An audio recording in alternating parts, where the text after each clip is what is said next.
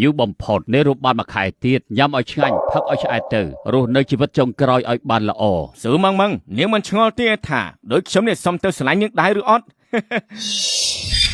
អើខ្ញុំទៅនឹងប្រគល់លទ្ធផលការងារឲ្យខ្ញុំរាល់ខែខ្ញុំទៅចោលនាងជុំមកហើយឥឡូវនេះត្រូវអរគុណនាងដែលបានជួយខ្ញុំឲ្យខ្លាយទៅជាមីក្រុមហើយនាងត្រឹមតែជាអ្នកក្រជូតជើងយើងចង់បោះចោលពីណាក៏បានដែរ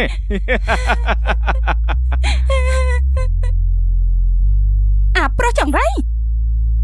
ស៊ូម៉ងម៉ងអញគិតថាយើងល្ងងអីប្រាក់ខែអញបានតែប៉ុណ្្នឹងទេហ៎ហាម៉ា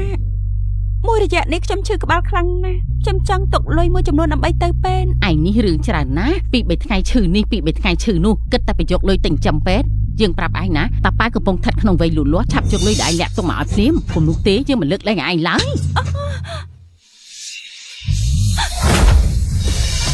ហេតុអីបានជាក្រុមគ្នាធ្វើបាបខ្ញុំម្ល៉េះ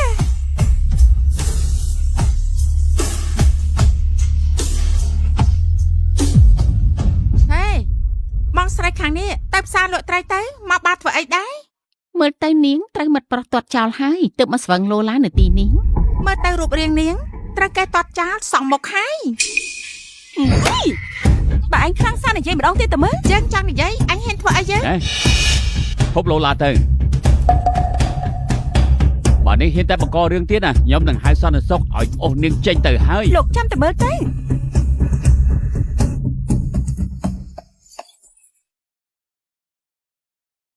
ខ្ញុំចង់ហៅប្រុសដែលសង្ហាបំផុតមកកំដរយកពីនេះស្រីស្អាតទៅចាំនៅបន្ទប់ VIP សិនទៅណាខ្ញុំបានទៅរៀបចំប្រុសស្អាតជូនហើយអ្នកប្រុសពួកតាចាស់ទាំងអស់នោះអាងតែខ្លួនមានតំណែងតំណងជាមួយលោកប្រធានហ៊ានបញ្ចុះស្រាអ្នកប្រុសយើងមិនទាន់ស្វឹងដល់ថ្នាក់មិនដឹងខ្លួនយើងនៅស្គាល់ផ្លូវទៅផ្ទះមិនក៏មិនទាន់មកដល់ទៀត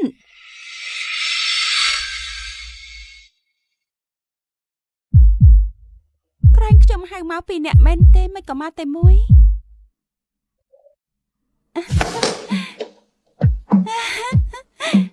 ម្នាក់ក៏បានដែរព្រោះថាគេសង្ហាខ្លាំង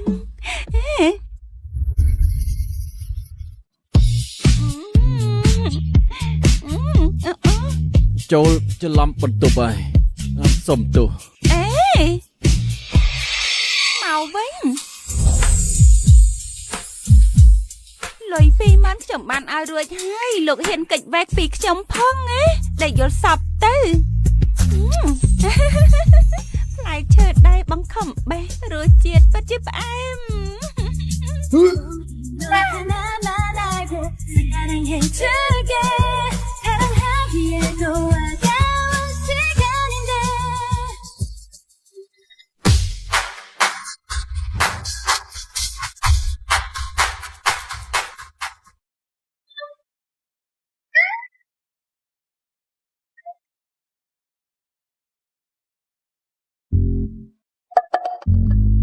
មិនត្រូវទេ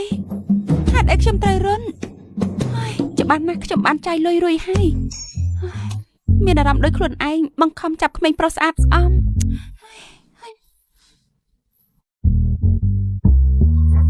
សួស្ដីអ្នកប្រុសយប់មិញយើងមិនបានទៅបន្ទប់វិញទេហេតុអីឯងមិនតាមរកយើងក្រែងអ្នកប្រុសនិយាយថាស្គាល់ផ្លូវទៅផ្ទះហើយមែនទេឯងធ្វើមាត់មហប់ស្អីនៅទីនេះខ្ញុំគិតថាអ្នកប្រុសចង់រត់គេចពីតាចាស់នោះទើបខ្ញុំចេញទៅហើយមិនត្រឡប់មកវិញអ្នកណាទៅដឹងថាអ្នកប្រុសត្រូវស្រីប្រមឹកនោះណែអាយយើងពើមានឯងរឿងនេះដាច់ខាតហាមអ្នកក្រៅដឹងនៅមានទៀតទោះជាត្រូវក្លាប់ក្រុងទាំងមូលក៏ត្រូវរកស្រីវ៉ែនតានោះឲ្យឃើញដែរស្រីវ៉ែនតា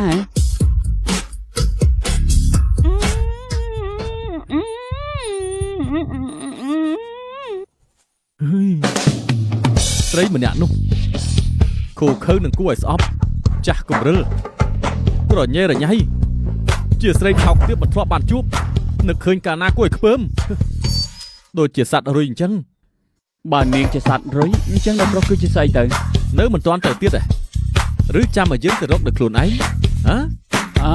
បាទទៅ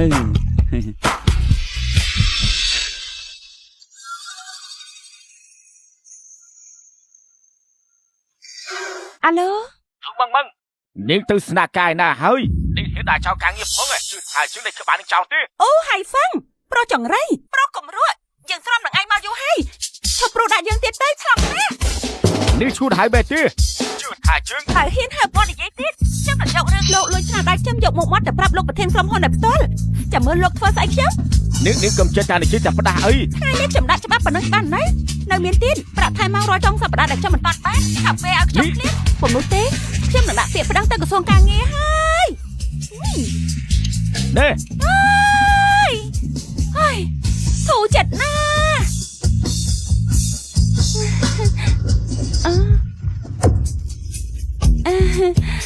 សុំសួរថានៅទីនេះមានសេវាកម្មកែសម្រស់មួយតួខ្លួនឬអត់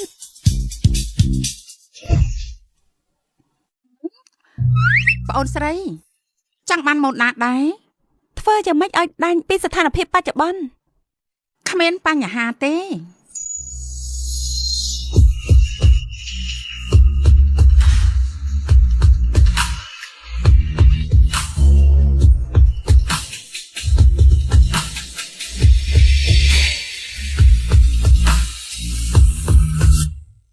ជប់ឡាន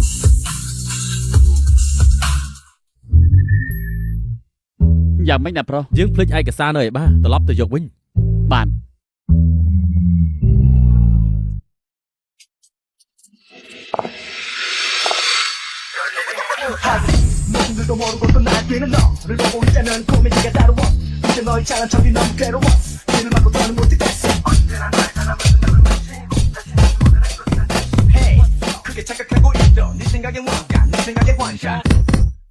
ក្រុមហ៊ុនជឹងមានបុគ្គលិកស្រីស្អាតអញ្ចឹងតាំងពីកាល រកពីថ្លៃធ្នូតំណោជាបុគ្គលិកមកពីក្រុមហ៊ុនផ្សេងដូចកញ្ញា CEO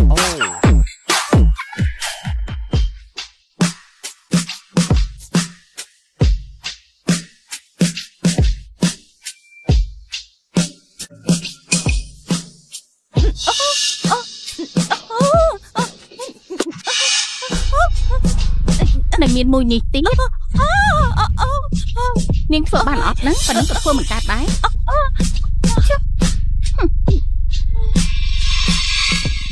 រាល់ការឈឺចាប់និងភាពផិតភ័យកើតមានដោយសារគិតថាខ្លួនមានថ្ងៃស្អែករាប់មិនអស់បើសិននេះជាព្រមលិខិតកំណត់ឲ្យខ្ញុំរស់បានតែមួយខែទៀតលើកនេះខ្ញុំនឹងរស់ដើម្បីខ្លួនឯងម្ដងហេសុំម៉ងគិតថាតាំងខ្លួនបន្តិចនឹងធ្វើឲ្យបងឆិនឆាប់ចាប់អារម្មណ៍ហើយហ៎បងឆិនក៏ថាហើយគ្រាន់តែឃើញអញក៏ខ្ពើមដែរនេះជាសម័យអីទៅហើយនៅលេងល្បែងដណ្ដើមប្រុសទៀត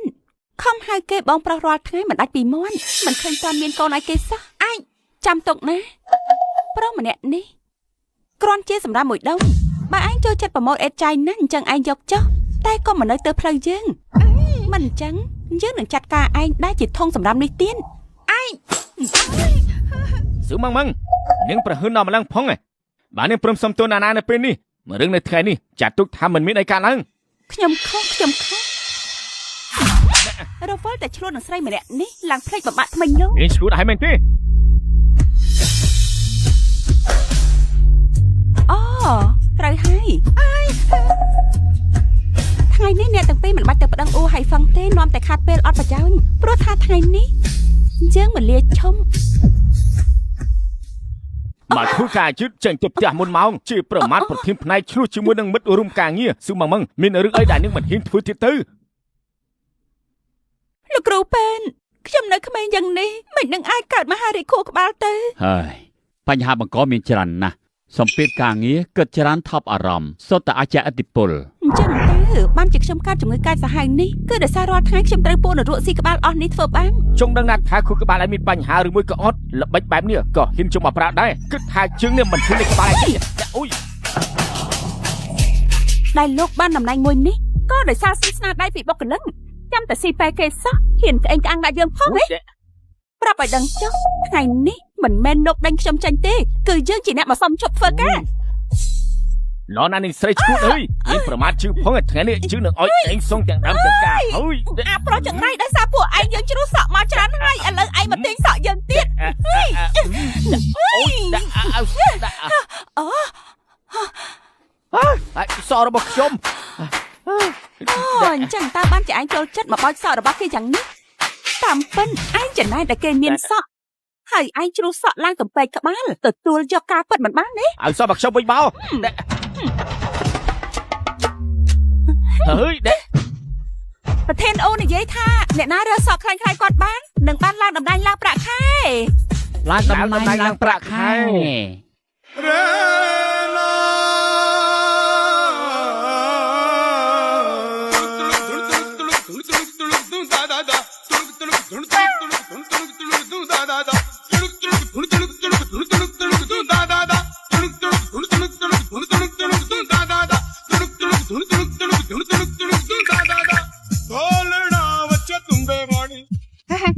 ្រធានអូសក់របស់នោះ ចេញទៅចេញអាផុតទៅ អូយ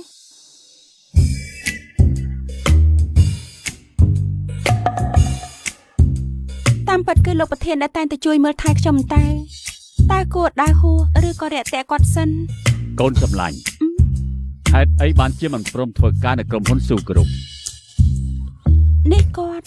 កំពុងតែសួរខ្ញុំមែនទេ ប៉ាដឹងថាកូនមានកំណត់ផ្ទាល់ខ្លួនមិនចង់ពឹងផ្អែកទៅលើខ្សែស្រឡាយប៉ាក៏ប៉ុន្តែការបន្តវេនក្រុមហ៊ុនស៊ូគ្រប់គឺជាកាតព្វកិច្ចរបស់កូនមិនអាចគេចវេះបានទេ អញ្ចឹងតើបានជាស៊ូម៉ងនៅសុកហ៊ានតមាត់ជាមួយនឹងខ្ញុំការពិតទៅនាងជាកូនស្រីរបស់លោកប្រធានក្រុមហ៊ុន រឿងនេះសម្រាប់យ៉ាងចុះកូនរឿងតំណែងតាមចិត្តទៅតែត្រូវមកធ្វើការនៅក្រុមហ៊ុនជាដាច់ខាត លោកប្រធាន នាងគឺស៊ូ ស៊ូម៉ង ខ្ញុំនៅចាំនាងបានកាលពីមុននាងសម្រេចបាននៅគម្រោងមួយដែលជាគម្រោងគិតថានឹងអាចទៅរួច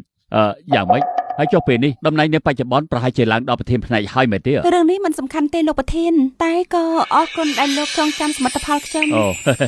លោកគឺជាមនុស្សដំបងហើយដែលបង្ហាញពីទឹកចិត្តល្អៗដាក់ខ្ញុំជូនពរលោកសុខភាពល្អអាយុវែងមានកូនចៅពេញផ្ទះ អរគុណហើយ លោកប្រធានអូខ្ញុំសើបច្បាស់ហើយប្រធានក្រុមហ៊ុនពិតជារើអ្នកស្នងមរតកឲ្យចូលធ្វើការពិតមែនគ្រាន់តែមិនដឹងថាក្នុងតំណែងអី យ៉ាប់ហើយចប់ស្រេចតែម្ដងលោកប្រធានអ៊ូអើយស៊ូម៉ងហេតុអីបានជាយើងនឹកមិនឃើញថាពួកគេតាពីរអ្នកមានតកោស៊ូដូចគ្នាឆាប់ទៅយកពាក្យលាឈប់របស់ស៊ូម៉ងមកភ្លាមហើយត្រូវធ្វើតាមលក្ខខណ្ឌនេះគ្រប់យ៉ាង ចា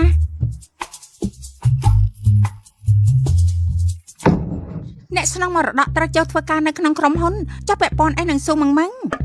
ត្រូវចូលធ្វើការវិញហ៎ច្បាស់ជាស្រីម្នាក់នោះធ្វើឲ្យប្រធានអូទាស់ចិត្តហើយបានជាគាត់ចង់ប្តឹងនាងនៅមុខអ្នកស្នងមរតកដើម្បីកុំឲ្យនាងធ្វើការក្នុងវិស័យនេះតទៅទៀត ស៊ីយិនមកនេះមក3ថ្ងៃទៀតកូនត្រូវទៅធ្វើការនៅក្រុមហ៊ុនហើយ ប៉ាក្រុមហ៊ុនខ្ញុំកំពុងដំណើរការល្អចាំបាច់អីខ្ញុំត្រូវទៅស៊ូគ្រប់ ប៉ាចាស់ណាស់ហើយក្រុមហ៊ុនគង់តែប្រគល់ឲ្យកូនមើលថែកូនចង់ធ្វើជាប្រធានផ្នែកឬមួយនាយកចាត់ការ ប៉ាខ្ញុំមិនចង់អាងឈ្មោះកូនប្រធានក្រុមហ៊ុនចូលកាន់តំណែងធំទេទោះជាខ្ញុំត្រូវធ្វើការនៅស៊ូគ្រប់ក៏ខ្ញុំត្រូវប្រើសមត្ថភាពខ្លួនឯងដើម្បីឡើងតំណែងដែរ ល្អណាស់កូនមានឆន្ទៈមិនឲ្យខូចឈ្មោះជាកូនប្រុសស៊ូចិនហួរ អ្នកប្រុសរកឃើញហើយ រកឃើញស្អីទៅ គឺស្រីម្នាក់នោះ នាងជានរណា ខ្ញុំបានសួរនៅបាហើយបានឮថានាងធ្វើការនៅស៊ូគ្រប់ ក្រុមហ៊ុននេះទៀតហើយមើលទៅយើងមិនបានទេ យ៉ាងឆិនជាណាណាគូស្នេហ៍មានចិត្តក្បត់ខាងប្រុសលួចស្នាដៃការងារគេខាងស្រីលួចប្តីគេពួកគេទាំងពីរសពជាគូនឹងគ្នាណាយ៉ាងឆិនជាណាណាជាណែនាងប្រធានអូខំមេត្តាហៅនាងមកធ្វើការវិញនាងបែរជាមិនដឹងគុណនាងបែរជារំខានគេធ្វើការដែលពួកនាងហៅយើងមកធ្វើការវិញគឺគ្មានអ្វីក្រៅពីចង់ធ្វើបាបយើងដោយធ្លាប់ធ្វើពីមុនទេត្រង់មិនបានដែលឃើញយើងហ៊ានតបតទើបរកឱកាសចង់សងសឹកទោះជានាងដឹងតាវាយ៉ាងម៉េចមនុស្សស្រីដូចជាឯងសំតរស់នៅក្នុងភក់ច្រំមួយជីវិតឯងអាចរកវិធីងើបឡើងមកវិញតែបើយើងរុនច្រានឯងតែបន្តិចនោះនឹងវិនិច្ឆ័យងើបវិញមិនរួចទោះជាយើងត្រូវវិនិច្ឆ័យក៏ត្រូវអូសក្បាលឯងនឹងយ៉ាងឆិនទៅជាមួយយើងដែរអូ ម៉ងនឹងខ្ញុំមកធ្វើការទៀតនេះថ្ងៃនេះយើងនឹងទូទាត់បញ្ជីចាស់ជាមួយនាងហើយ បើចង់មានរឿងអញ្ចឹងចូលមកយើងនឹងឲ្យពួកឯងស្ដាយក្រោយដែលហ៊ានធ្វើបាបយើងនឹងកាត់ចោលព្រះហើយយ៉ាងឆិនគួរអាណិតណាគេជួបមនុស្សមិនល្អមែនសង្សារចាស់គេសាហាវមែនត្រូវហើយសំណាងពួក ទៅបាច់គ្នាតន់មិនអញ្ចឹងទេច្បាស់ជាសយធំអាណិតទេកាលគេលុតចង្គង់អវសុំខ្ញុំប្រកុលស្នាដៃការងារឲ្យតែគេមិនបានថាគួរឲ្យអាណិតផងគេជាមិត្តប្រុសខ្ញុំតែបែរជាអោបកសោបនាងណាហើយបោះបង់យើងចោលមិនបានថាយើងកំសត់ផងពេលនេះពួកឯងម្នាក់មកតាំងខ្លួនជាអ្នកមានគុណធម៌ខ្ពង់ខ្ពស់ចោទខ្ញុំជាមនុស្សអាក្រក់មិនគិតថាពួកឯងពុតត្បត់ពេកទេហ៎ស៊ូម៉ាំងម៉ាំងថ្ងៃនេះខួរក្បាលនាងចូលទឹកមែនទេមែនហើយត្រូវហើយខួរក្បាលយើងមានបញ្ហាជឿទេថាយើងនឹងឲ្យពួកឯងខ្ទេចមុខទាំងអស់គ្នាហើយ ទូបងមឹងនេះកំពុងធ្វើអី យើងចង់ធ្វើស្អីក៏បានដែរ យ៉ាងឈិនជីដានសុំទូទៅ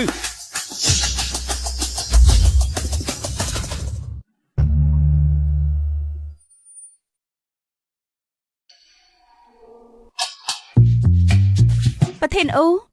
មានរឿងអីក្នុងចិត្តនិយាយត្រង់មកមិនបាច់វែងឆ្ងាយច្រើនទេ បងពីមុនខ្ញុំឃើញថានាងគឺជាមនុស្សស្ងប់ស្ងាត់ណាស់មិនក៏មរជៈនេះណែ ស្ងប់ស្ងាត់ទេមិនបាច់និយាយពាក្យពីរោះស្ដាប់ម្លឹងទេចង់ថាខ្ញុំកំសាន្តញីតើមែនទេទើបលោកអាចលួចស្នាដៃការងារខ្ញុំរហូតបានឡើងអង្គុយតំណែងអ្នកចាត់ការទូទៅ រឿងកន្លងហួសទៅហើយកុំរំលឹកទៀតអីទោះបីជាពេលនេះខ្ញុំកាត់សរសើរភាពក្លាហានរបស់នាងតែចំពោះថ្នាក់ដឹកនាំតើនាងអាចផ្ដល់ការគោរពបន្តិចថាបានទេ កុំថាឡើយលោកជាប្រធានចាត់ការទូទៅទោះលោកឡើងធ្វើដល់ក្រុមហ៊ុននេះទៀតក៏ខ្ញុំមិនខ្លាចលោកដែរពេលនេះនរណាក៏ខ្ញុំមិនខ្លាចដែរ នេះជាបាក់ឡនណាក្រុមហ៊ុនពួកយើងត្រូវការបុគ្គលិកដែលហ៊ានប្រឈមមុខនឹងអំណាចដោយគ្មានភាពភ័យខ្លាចដូចជាអ្នកនាងអញ្ចឹង តាមការសម្រេចពីថ្នាក់ដឹកនាំជាន់ខ្ពស់ស៊ូម៉ាំងតំណែងបច្ចុប្បន្នរបស់នាងគឺជាប្រធានផ្នែកលក់យ៉ាងឈិននឹងខ្លាចជាកូនចៅក្រមបង្គាប់នាង ប្រធានផ្នែកលក់ មិនខុសទេពួកយើងចូលឋានៈមានសមត្ថភាពដូចជានាងបើទៅធ្វើជាបុគ្គលិកធម្មតាគួរឲ្យស្ដាយណាស់ ខ្ញុំមិនខ្វល់លោកកំពុងជិះរណ្ដៅកប់ខ្ញុំឬចង់ឡើងតំណែងឲ្យខ្ញុំមែនឬអត់ទេតែពេលនេះខ្ញុំមិនត្រូវការងារនេះទៀតឡើយ មើលទៅគុណស្រីលោកប្រធានហាក់បីដូចជាចង់គំនុំជាមួយនឹងរឿងចាននៅឡើយទេ អ្នកខ្ញុំសង្ឃឹមថាប្រធានស៊ូនឹងទទួលយកការផ្លាស់ប្ដូរនេះដើម្បីជាការប៉ះពើខ្ញុំស្នើសុំថ្នាក់លើជាពិសេសឲ្យដំឡើងប្រាក់ខែប្រចាំឆ្នាំឲ្យនាង 5 សែន 5 សែនណា នៅ 5 សែននេះគ្រាន់តែជាប្រាក់ខែគូប៉ុណ្ណោះហើយចំណែកការលក់របស់នាងកើនឡើង 2% បើចឹងមួយឆ្នាំអាចរកបាន 1 លានគ្មានបញ្ហាទេ បើគិតបែបហ្នឹង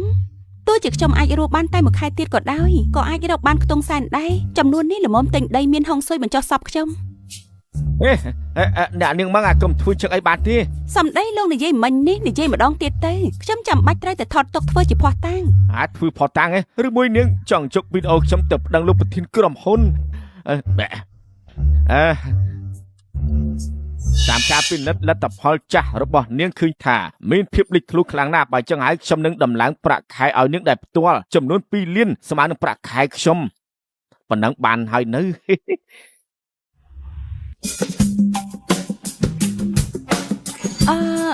ត្រូវហើយយ៉ាងឆាន់ម្នាក់នោះធ្វើការមិនច្បាស់លាស់ទេខ្ញុំចង់រើបុគ្គលិកថ្មីចូលធ្វើការបន្ថែមមានបញ្ហាទេគ្មានបញ្ហាសូម្បីតែបន្តិច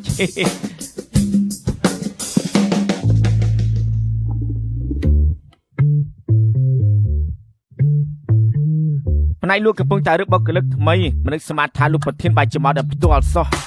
លោកប្រធានខ្វាយខ្វល់ពីបុគ្គលិកពិតមែនបើថាពួកគេមិនមែនជាឪពុកកូននឹងគ្នាអ្នកណាជឿទៅមើលទៅលោកប្រធានមកលើនេះដើម្បីផ្ដល់កម្លាំងចិត្តឲ្យគូស្រីហើយ លើល្បីថាអ្នកស្រង់មរតកចូលមកធ្វើជាអ្នកហាត់ការនៅក្នុងក្រុមហ៊ុនមើលទៅជារឿងពិតដែរក្រុមហ៊ុនពួកយើងបរិយានេះមានរឿងចចាមអារម្មណ៍ពីខ្ញុំច្រើនមែនខ្ញុំសង្ឃឹមថាគ្រប់គ្នាផ្ដោតទៅលើការងារជាចម្បងកុំរវល់ទៅយកខួរក្បាលទៅគិតពីរឿងអ្នកដទៃ ពួកខ្ញុំមិនចង់ចាំពាក្យទូមានពួកខ្ញុំមិនចង់ចាំពាក្យទូមាន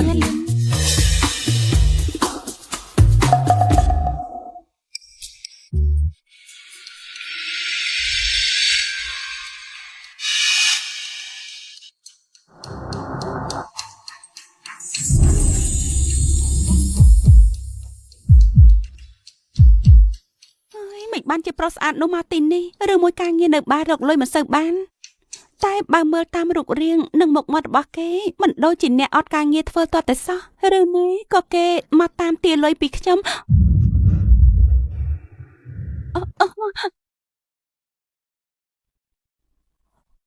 ពួកលោកណែនាំខ្លួនម្នាក់ម្ដងទៅ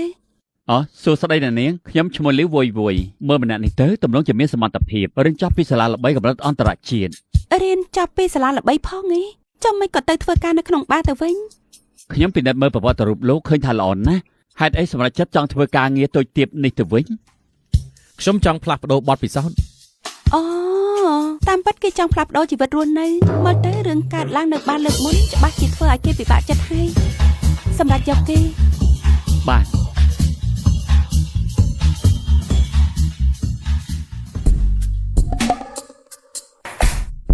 មិនមកថ្មីរៀន10ច្បាប់ឲ្យមុនម៉ោង10ព្រឹកនៅមានទៀតច្បាប់ទម្លាប់រាប់ព្រឹកគឺត្រូវឆុងកាហ្វេម៉ូកាជាប្រចាំតទៅឯងជាអ្នកទិញកាហ្វេឲ្យយើងចាំឲ្យច្បាស់ទៅតែជាកាហ្វេកិនតែផ្ទាល់ដៃ គួតមែនទេ បើមិនកើតកូនចៅក៏ចាប់ទៅតាមនឹងដែរអញ្ចឹងតើបានស៊ូម៉ងរើសឯងឲ្យមកធ្វើការសតតែជាពូខូក្បាលមិនដាល់ដូចគ្នាបើចង់ធ្វើការនេះបន្តទៀតមិនថាជើងប្រាប់ឲ្យធ្វើអ្វីទេត្រូវតែធ្វើតាមជើងមិនចឹងទេជើងនៅដេកក្បាលឯងចេញ ថ្លង់ណាស់អ្នកណាគេមកព្រុសអីទាំងព្រឹកព្រលឹមបែបនេះ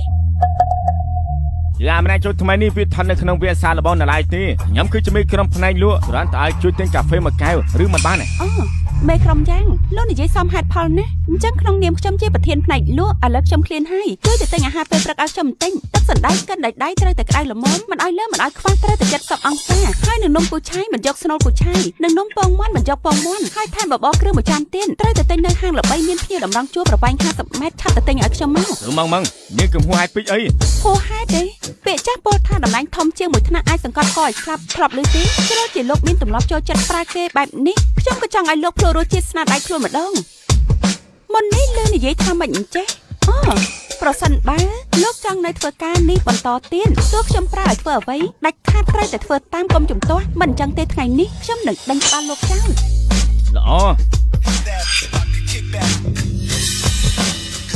យើងចាំទៅមើលទៅ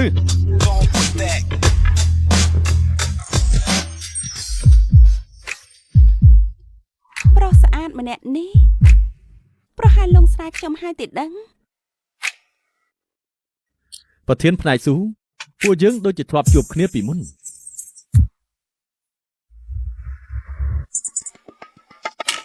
មានរឿងអញ្ចឹងផងឯងមិនក៏ខ្ញុំមិនចាំអញ្ចឹងហើយចាប់ហើយកុំប្រាប់ណាថាគេនៅចំណាំខ្ញុំបានប្រធានស្រីខូចខិលបំពេញលើកូនចៅប្រុសស្លូតបូនខ្ញុំចិត្តស្លាប់ទៅហើយបែរជាមិនអាចរក្សាគេឈ្មោះល្អអូ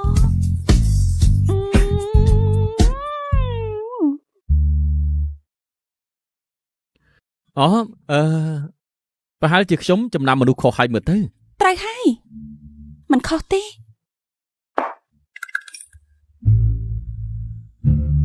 ប្រធានផ្នែកស៊ូពិធីគប់30ឆ្នាំរបស់ក្រុមហ៊ុនគឺជិតដល់ហើយហើយខ្ញុំនឹងរៀបចំកៅអី VIP ឲ្យនាងអង្គុយនៅក្បែរលោកប្រធានផ្ទាល់ អូប្រធានអូខ្ញុំមិនដឹងថាថ្មីនេះមានរឿងអ្វីទេទើបបានជាលោកធ្វើរពាប្រែប្រួលលឿនបែបនេះក៏ប៉ុន្តែសិទ្ធិពិសេសនេះខ្ញុំមិនត្រូវការទេ ប្រធានផ្នែកស៊ូមិនចាំបាច់មានសម្ពាធផ្លូវចិត្តស្អីទេនេះគឺជារឿងដែលនាងសមនឹងទទួល មិនលាក់បាំងនៅលោកទេមួយខែទៀតខ្ញុំនឹងចាក់ចែងពីទីនេះឈប់ធ្វើផ្នែកលក់ហើយអញ្ចឹងមិនថាលោកធ្វើអីសុទ្ធតែគ្មានន័យចំពោះខ្ញុំ មួយខែឬមួយខ្ញុំយល់ច្រឡំនឹងអត្តសញ្ញាណស៊ូម៉ងពិតមែន ខូបទី30លើកនេះត្រូវតែធ្វើឲ្យបានល្អជាទីបំផុតហើយខ្ញុំនឹងប្រកាសប្រាប់បុគ្គលិកពីការផ្ទេរតំណែងនៅរយៈពេល1ខែទៀតនេះជាព័ត៌មានសម្ងាត់របស់ក្រុមហ៊ុនហាមធ្វើឲ្យបែកធ្លាយទៅបុគ្គលិក មិនលាក់បាំងនៅលោកទេមួយខែទៀតខ្ញុំនឹងចាក់ចែងពីទីនេះឈប់ធ្វើផ្នែកលក់ហើយ អញ្ចឹងតើបានឈប់ធ្វើផ្នែកលក់ការពិតទៅត្រៀមខ្លួនឡើងតំណែងស្នងក្រុមហ៊ុនសោះស៊ូម៉ងពិតជាកូនស្រីម្ចាស់ក្រុមហ៊ុនពិតមែនថាម៉េចស៊ូម៉ងជាកូនស្រីម្ចាស់ក្រុមហ៊ុនអញ្ចឹងខ្ញុំកំពុងតែបំផ្លាញឱកាសខ្លាយជាអនាគតកូនប្រសាររបស់ក្រុមហ៊ុនទៅហើយទេ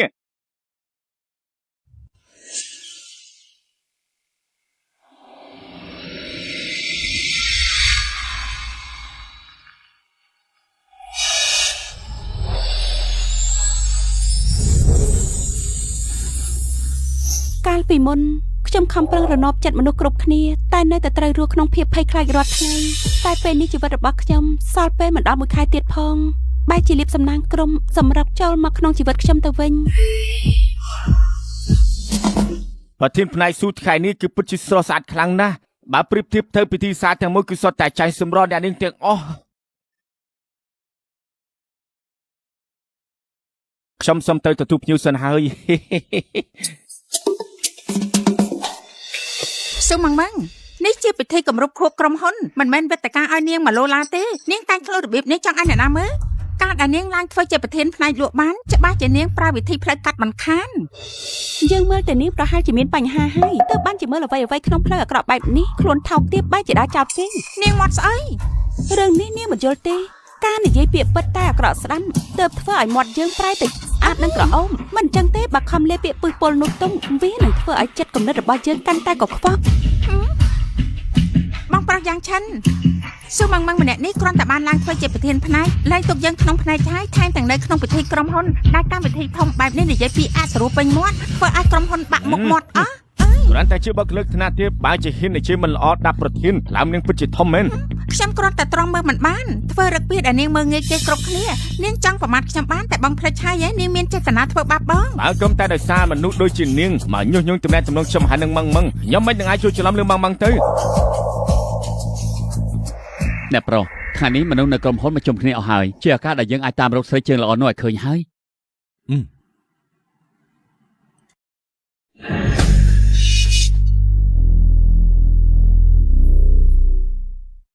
ម៉ងយប់តិចណាស់ប្រយ័ត្នផ្ដាសាយបងពិតជាបារម្ភពីអូនណា បងធ្វើអីហ្នឹង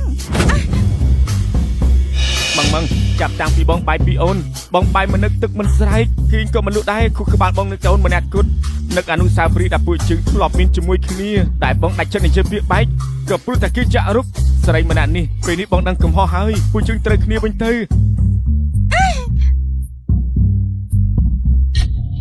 យ៉ាងឆិនតាមពិនក្រៅបាយពីលោកខ្ញុំក៏ដេកមិនលក់បក់មិនលះហើយដែរបាយមិននឹកទឹកមិនស្រេកដូចគ្នាញ៉ាំបាយមិនជើលព្រោះរាល់ពេលដែលនឹកឃើញមុខលោកធ្វើឲ្យខ្ញុំចង់ក្អួនហើយដែលខ្ញុំដេកមិនលក់គឺដោយសារខ្លាចយល់សពឃើញប្រុសចង្រៃដូចជាលោកហើយត្រូវយល់សពអាក្រក់ ម៉ងបងដឹងថោនកំពុងតែខឹងទើបបានជឿនិយាយពាក្យមកជឿចិត្តបងពីមុនអូនស្រឡាញ់បងណាស់រហូតដល់ប្រគល់ស្នាដៃការងារឲ្យបងមិនអាចចង់ភ្លេចក៏ភ្លេចនោះទេ លោកនៅហ៊ានមករំលឹករឿងនេះទៀតទេ ម៉ង មេក្រុមយ៉ាងយកស្នាដៃគេឲ្យមកនិយាយយ៉ាងមានមោទនភាពគួរឲ្យសរសើរពិតណាស់ ឯងជិះស្អីទើបបានជាហ៊ាននិយាយនឹងជើងបែបនេះអាងអីមកកាត់សម្ដីរបស់ជើង លួចបន្លំបបន់ស្នាដៃគេតាមរំខានបៀតបៀនបុគ្គលិកស្រីដង្កូវក្នុងសាច់ដូចជាឯងនេះអាចនៅក្រុមហ៊ុននេះបានគឺជាកំហុសរបស់ថ្នាក់ដឹកនាំ ត្រឹមតែជាបុគ្គលិកធម្មតាម្នាក់សពបែរជាហ៊ានខ្លាំធំរីគុណថ្នាក់ដឹកនាំទោះបីម៉ងក៏មិនហ៊ាននិយាយដែរយ៉ាងម៉េចគឺថាខ្លួនឯងជាក្រុមប្រប្រធានក្រុមហ៊ុនម៉ងកំចាញ់បោករឹកពីមនុស្សសម្ដែងធ្វើជាថ្លៃថ្នូរអីការពិតទៅគឺវាមានបំណងមិនល្អលើអូនទើបបានជាវាខំរៀបរៀងមិនឲ្យពួកយើងត្រូវគ្នាវិញ គេទាំងនៅក្មេងនិងសង្ហាស្មារតីរៀងរៅស្វែងនិងមានសមត្ថភាពមានចិត្តអត់ធ្មត់ទោះជាគេមានបំណងមិនល្អខ្ញុំក៏អត់ប្រកាន់ដែរម្យ៉ាងរឿងអីខ្ញុំត្រូវគ្នាជាមួយលោកវិញនោះលោកទាំងអាយុក៏ច្រើនសមត្ថភាពខ្សោយនិយាយរួមអន់ដែលសំខាន់មុខមាត់អាក្រក់ ម៉ងបងនឹងធ្វើឲ្យអូននឹងថាមានតែបងម្នាក់គត់ដែលជាបរិស័ទសមនឹងឈរក្បែរអូនហើយចំណែកឯងវិញយើងមិនឲ្យឯងរੂបានស៊ូទេ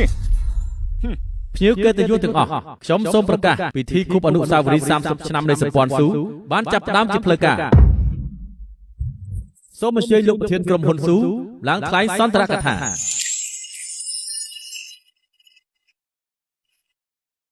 ឆ្លងកាត់ជោគភ្លៀងអស់រយៈពេល30ឆ្នាំការរីកចម្រើនរបស់សម្ព័ន្ធស៊ូសុទ្ធតែមានចំណែកការខំប្រឹងនៃបុគ្គលិកគ្រប់រូបថ្ងៃនេះដោយទឹកចិត្តស្បោះស្បាច់ចេញពីបេះដូង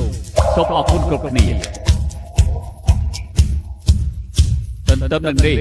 ខ្ញុំក៏ចង់ប្រកាសពីការសម្រេចចិត្តដ៏សំខាន់មួយសម្រាប់សម្ព័ន្ធស៊ូរបស់យើង ការសម្រេចចិត្តអីទៅ ធ្លាប់លើពាក្យចចាមអារ៉ាប់ថាលោកប្រធានត្រៀមចុះពីតំណែង ចុះចេញពីតំណែង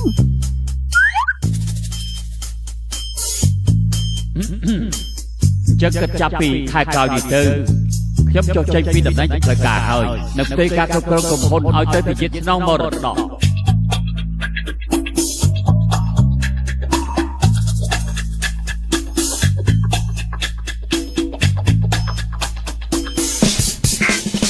តាចាស់នេះកាត់ថៃនឹង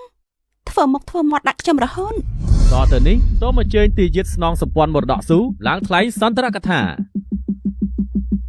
ប្រធានផ្នែកស៊ូនឹងមកឡើងឆាតនេះឯង ខ្ញុំឯង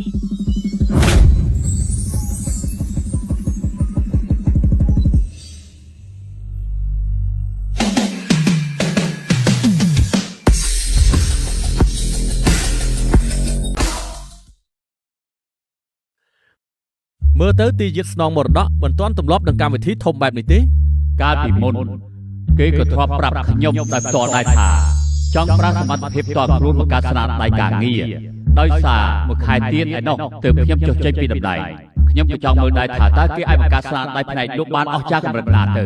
សម្ដីលោកប្រធានចង់បានន័យថាអ្នកស្នងមរតកធ្វើការនៅផ្នែកលក់របស់ពួកយើង អញ្ចឹងបានន័យថាក្រុមហ៊ុនដែលនៅក្បែរយើងសុទ្ធតែអាចជាទីយាតស្នងមរតកបន្លំខ្លួនតាមមែនទេ អូ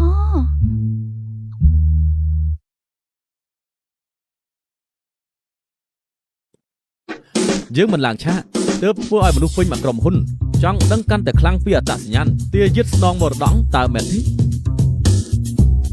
មានតតែសោះថាតែពួកគេនាំគ្នានិយាយថាទាយិតស្នងមរតកគឺជាមនុស្សផ្សេង និយាយលេងសើចស្អីតើអាចជានរណាផ្សេងទៅ ពួកគេថាជាប្រធានផ្នែកលក់ស៊ូម៉ឹង ហ៎ជានាងហ៎ មិនអាចទៅរួចទេ តែថាពួកគេនិយាយអញ្ចឹងច្បាស់ជាមានផុសតាងខ្លះទៀតថាបានលឺលោកប្រធាននិយាយដោយផ្ទាល់ថាក្រុមហ៊ុនទាំងមូលនៅបកគលឲ្យនាងអ្នកប្រុសតែអាចទៅរួចដែរទេថាអ្នកប្រុសមានប្អូនស្រីសាច់ឆ្ងាយម្នាក់ទៀត អញ្ចឹងការដែលនាងចេញមុខការពារយើងជួយនិយាយឲ្យយើងនឹងសរសើរថាយើងសង្ហា អ្នកប្រុសគិតមើលថាបុគ្គលិកណាទុកក្រុមហ៊ុនដោយផ្ទះខ្លួនឯងមិនពេញចិត្តណាជានឹងច្បាស់ជាដោយសារមានខ្នងធំ ឬមួយនាងពិតជា អ្នកប្រុសស្រីម្នាក់នេះមិនធម្មតាទេនាងមកដណ្ដើមមរតកអ្នកប្រុសហើយ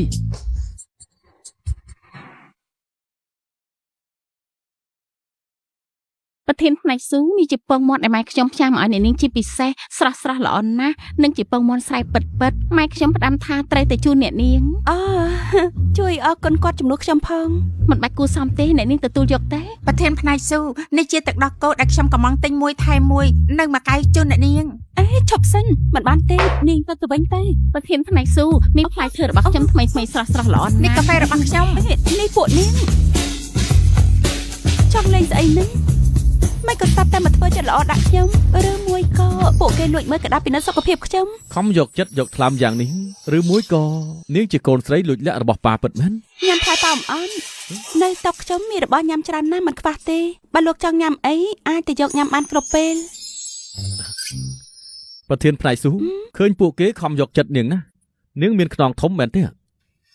ខ្ញុំ លេងល្បែងអែបអបនៅកន្លែងធ្វើការតើសម្រុំដែរទេ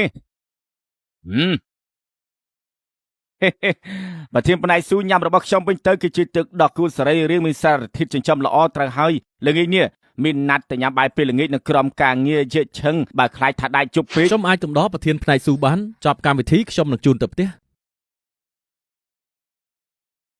អាឡ័តនេះមកពីណាទៅចាំមកអែបអបណាស់នាងលឿនជាងទៀត ក្រែងធម្មតាលោកស្អប់ពិធីជួបជុំបែបនេះណាស់មែនទេហេតុអីបានជាពេលនេះស្ម័គ្រចិត្ត គឺខ្ញុំចង់រៀនសូត្រពីប្រធានផ្នែកស៊ូដើម្បីបង្កើនសមត្ថភាពឲ្យខ្ពស់ជាងនេះមនុស្សដូចជាខ្ញុំនេះមិនមានចំណូលចិត្តអ្វីផ្សេងច្រើនទេចំណូលចិត្តទី1ជួបជុំគ្នាពិភាក្សារឿងផឹកស៊ីចំណូលចិត្តទី2រាប់អានមនុស្សស្រីស្អាតក្រុមហ៊ុនបញ្ជូនប្រធានផ្នែកស៊ូស្រស់ស្អាតមកចរចាត្រូវចិត្តរបស់ខ្ញុំបឹបតែម្ដង លោកប្រធានវាងប្រហែលផឹកស្វឹងខ្លាំងឡើងផ្លេចរឿងការងារហើយមិនអញ្ចឹងយើងចុះកិច្ចសន្យាសិនល្អទេ កិច្ចសន្យាទុកមកឡៃសិនផឹកមកកែវជាមួយខ្ញុំសិនទៅ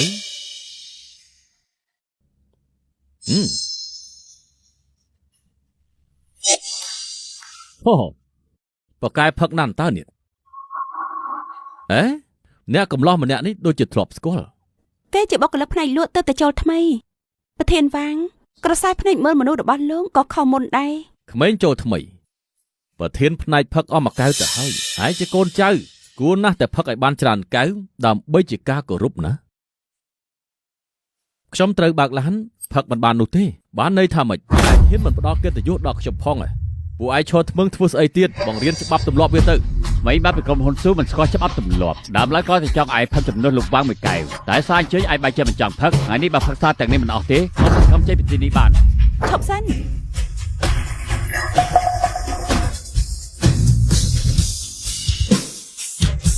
រឿងស្រាទុកឲ្យខ្ញុំមនុស្សខ្ញុំយកទៅជាមួយ ខានជួបគ្នាប្រហែលខែប្រធានផ្នែកស៊ូមិនត្រឹមតែស្រស់ស្អាតចរិតក៏រាងកាយជាងមុនដែរចរិតនាងបែបនេះខ្ញុំចូលចិត្ត តែថាក្មេងចូលថ្មីរបស់នាងមើលទៅដូចជាមិនដឹងខ្យល់អីសោះត្រឹមនាងផឹកចំនួនមួយកែវមិនទាន់គ្រប់គ្រាន់ទេដឹងហើយ អញ្ចឹងប្រធានវាងចង់យ៉ាងម៉េចវិញ កងត្រាមួយច្បាប់នេះមានតម្លៃ300លានផ្នែកលក់របស់នាងច្បាស់ជាបានជា100ច្រើនណាស់ត្រូវទេខណៈដែលប្រធានផ្នែកស៊ូរកលុយបានច្រើនម្លឹងមិនគិតផ្ដល់ប្រយោជន៍ឲ្យខ្ញុំខ្លះទេ បើខ្ញុំជេរលោកចំនួនវិញបានអត់ មាត់ច្រើនក្រត់បើយើងល្អពេកនាងបានចិត្ត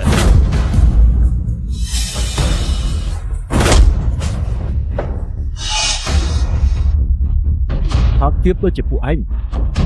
មិនសមធ្វើការជាមួយសម្ព័ន្ធទូទេ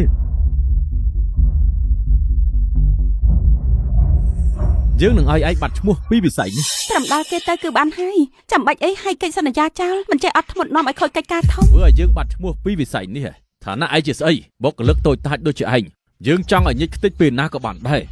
ថ្ងៃនេះឯងទាំងពីរកុំសង្ឃឹមចេញបានឲ្យសោះអញ្ចឹងសាកបាន មិនស្មានថាគេមករអិលសម្ដីថ្លោយ៉ាងនេះតោះ នាងនៅឲ្យស្ងៀម ឯងឆ្លើយណាស់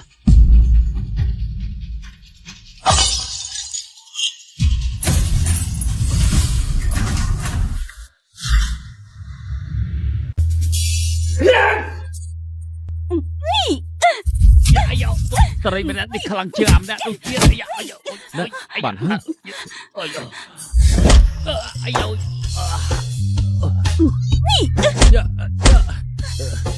ពួកឯងអត់ប្រយោជន៍ណាស់ឆាប់ទៅរកអ្នកចាត់ការហាងនេះភ្លាមទៅចាប់ពួកវាយកមកឲ្យយើងភ្លាម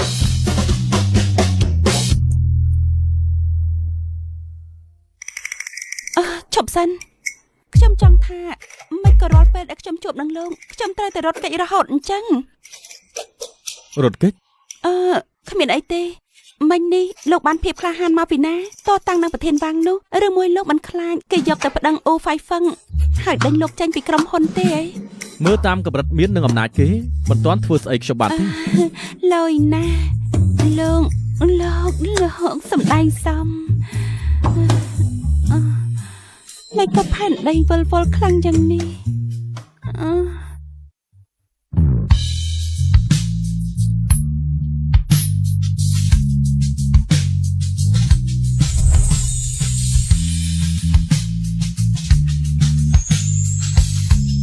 មិនក៏លោកមានច្រើនម្លេះមានដល់ទៅ3 4 ណា មិញនេះមិនក៏នាងស្ដាប់តាមសម្ដីគេឲ្យផឹកស្រានោះទាំងដែលនាងមានទំនាក់ទំនងផ្ទាល់នឹងលោកប្រធានមិនក៏មិនបដិសេធ លោក ណាកុំក្អួត មិញលោកថាមិញ ណាហើយចុះតោះយើង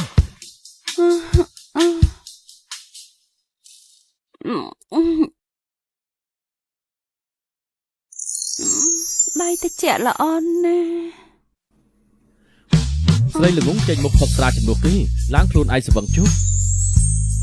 លោកមិនមែនជាគេទេលោកគឺជាមនុស្សរបស់ខ្ញុំចង់ធ្វើបាបកូនចៅខ្ញុំត្រូវរំលងខ្ញុំសិន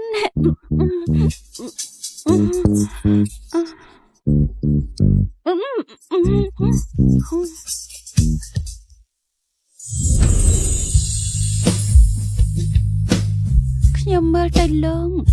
សង្ហានណាស់ បែបនេះខ្ញុំបើកឡានមិនកើតទេ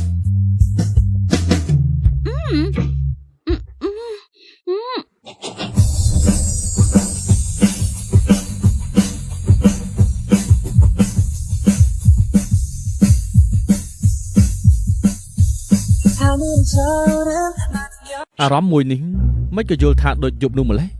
ស៊ូម៉ងប្រធានផ្នែកស៊ូខ្ញុំ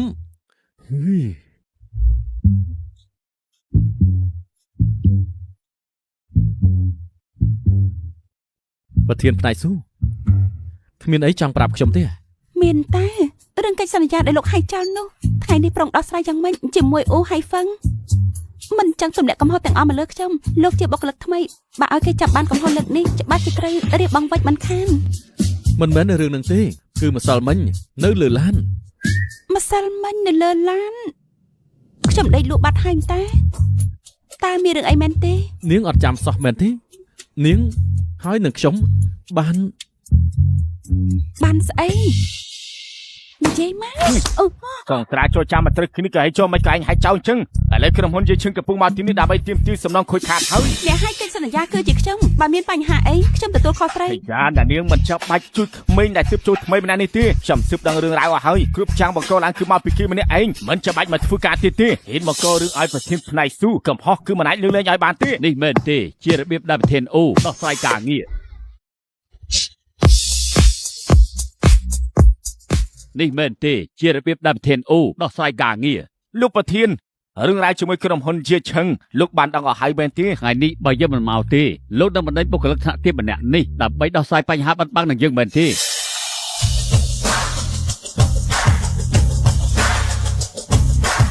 យើងដឹងរឿងគ្រប់យ៉ាងអស់ហើយតាមហេតុមកពីប្រធានក្រុមហ៊ុនយិនឆឹងប្រើសម្ដីបំពេញលើប្រធានផ្នែកទូមុនហើយបុគ្គលិកថ្មីម្នាក់គេធ្វើដើម្បីការពារប្រធានផ្នែកទូទើបតែចិត្តឲ្យកុំត្រាចោល ថាម៉េច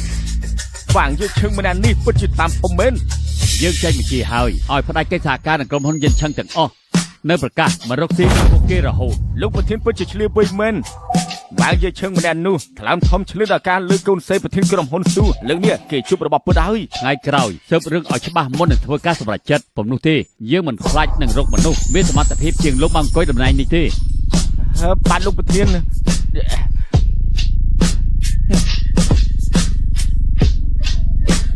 លោកប្រធានចាំជាមនុស្សល្អមែនបើជាចេញមកជួយលោកអេរឿងការប្រជុំមិញមានតែយើងពីរនាក់ទេដែលដឹងតើហេតុអីបានជាគាត់ដឹង អាចថាជាអ្នកធ្វើការនៅក្នុងហាងជាអ្នកនិយាយប្រាប់គាត់ហើយ មែនទេ នាងរងភាពអយុត្តិធម៌ច្រើនយ៉ាងនេះហេតុអីមិនប្រាប់លោកប្រធាន ខ្ញុំគ្មានទំនាក់ទំនងអីចិត្តដិតនឹងគាត់ផងមិននឹងហ៊ានរំខានមនុស្សចាស់ដូចគាត់ទេ គ្មានទំនាក់ទំនង បើទោះជាមានក៏គង់តែប្រើអស់ដែរចង់ធ្វើកិច្ចការធំខ្លួនឯងត្រូវតែរឹងមាំទោះជាលោកប្រធានមិនបន្តពួកយើងក៏ដោយតែពួកយើងបានធ្វើឲ្យខូចគម្រោងធំមានតម្លៃ300លានបើគិតតាមហេតុផលការងារយើងត្រូវរកគម្រោងប៉ះប៉ូវឲ្យក្រុមហ៊ុនវិញ មិននឹកស្មានសោះថានាងមានចិត្តស្រឡាញ់ក្រុមហ៊ុនយ៉ាងនេះ រឿងហ្នឹងលោកមិនយល់ទេក្រុមហ៊ុនប្រើខ្ញុំធ្វើការដោយគោកបីតែខ្ញុំទុកក្រុមហ៊ុនដោយស្នេហាគ្រាដំបូងតែទូរស័ព្ទមួយផ្លែតសិន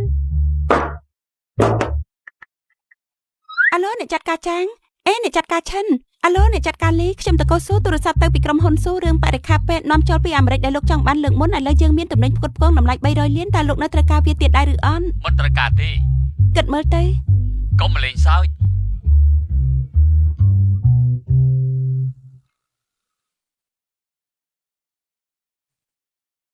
ល្ងងមែន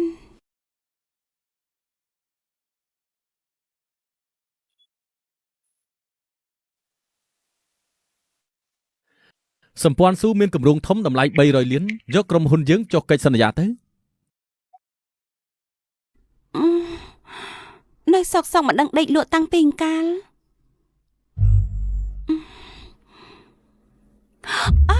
ក្រុមហ៊ុនយៀនសឹងចង់ចុះកិច្ចសន្យាជាមួយក្រុមហ៊ុនយើង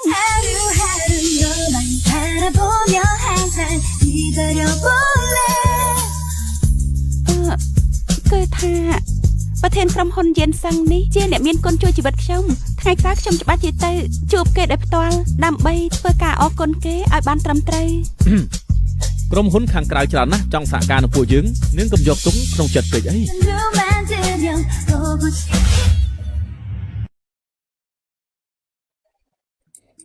អ្នកប្រុសយកវិញមានរឿងអីទៅយកក្រុមហ៊ុនលោកទៅចុះកងតានឹងសម្ព័ន្ធស៊ូដោយផ្ទេរលុយពីហៅប៉ៅឆ្វេងទៅហៅប៉ៅស្ដាំ យើងមានគម្រោងច្បាស់ហើយឯងកុំខ្វល់ អត្តសញ្ញាណស្រីម្នាក់នោះស៊ើបដឹងណា យើងសាកចិត្តនាងច្រើនដងហើយប៉ុន្តែនាងគ្មានទំនាក់ទំនងអ្វីនឹងលោកប៉ាទេ អាកប្បកិរិយារបស់នាងមើលទៅចម្លែកខ្លាំងណាស់ថែមទាំងម្នាក់ប៉ិនអែបអបអូហៃហ្វឹងនោះអោនក្បាលចំពោះនាងណាខ្ញុំថានាងមិនធម្មតាទេ ប្រហែលជានាងជាមនុស្សក្លាហានហ៊ានតតាំងនឹងរឿងអយុត្តិធម៌នៅក្រុមហ៊ុន អ្នកប្រុសកុំប្រាប់ណាថាលោកស្នេហ៍នាង យើងគ្រាន់តែនិយាយផ្អែកទៅលើពាក្យចចាមអារ៉ាមដែលគេថានាងជាកូនស្រីលាក់មុខរបស់លោកប៉ាមិនទំនងពិតជាមិនទំនងសោះ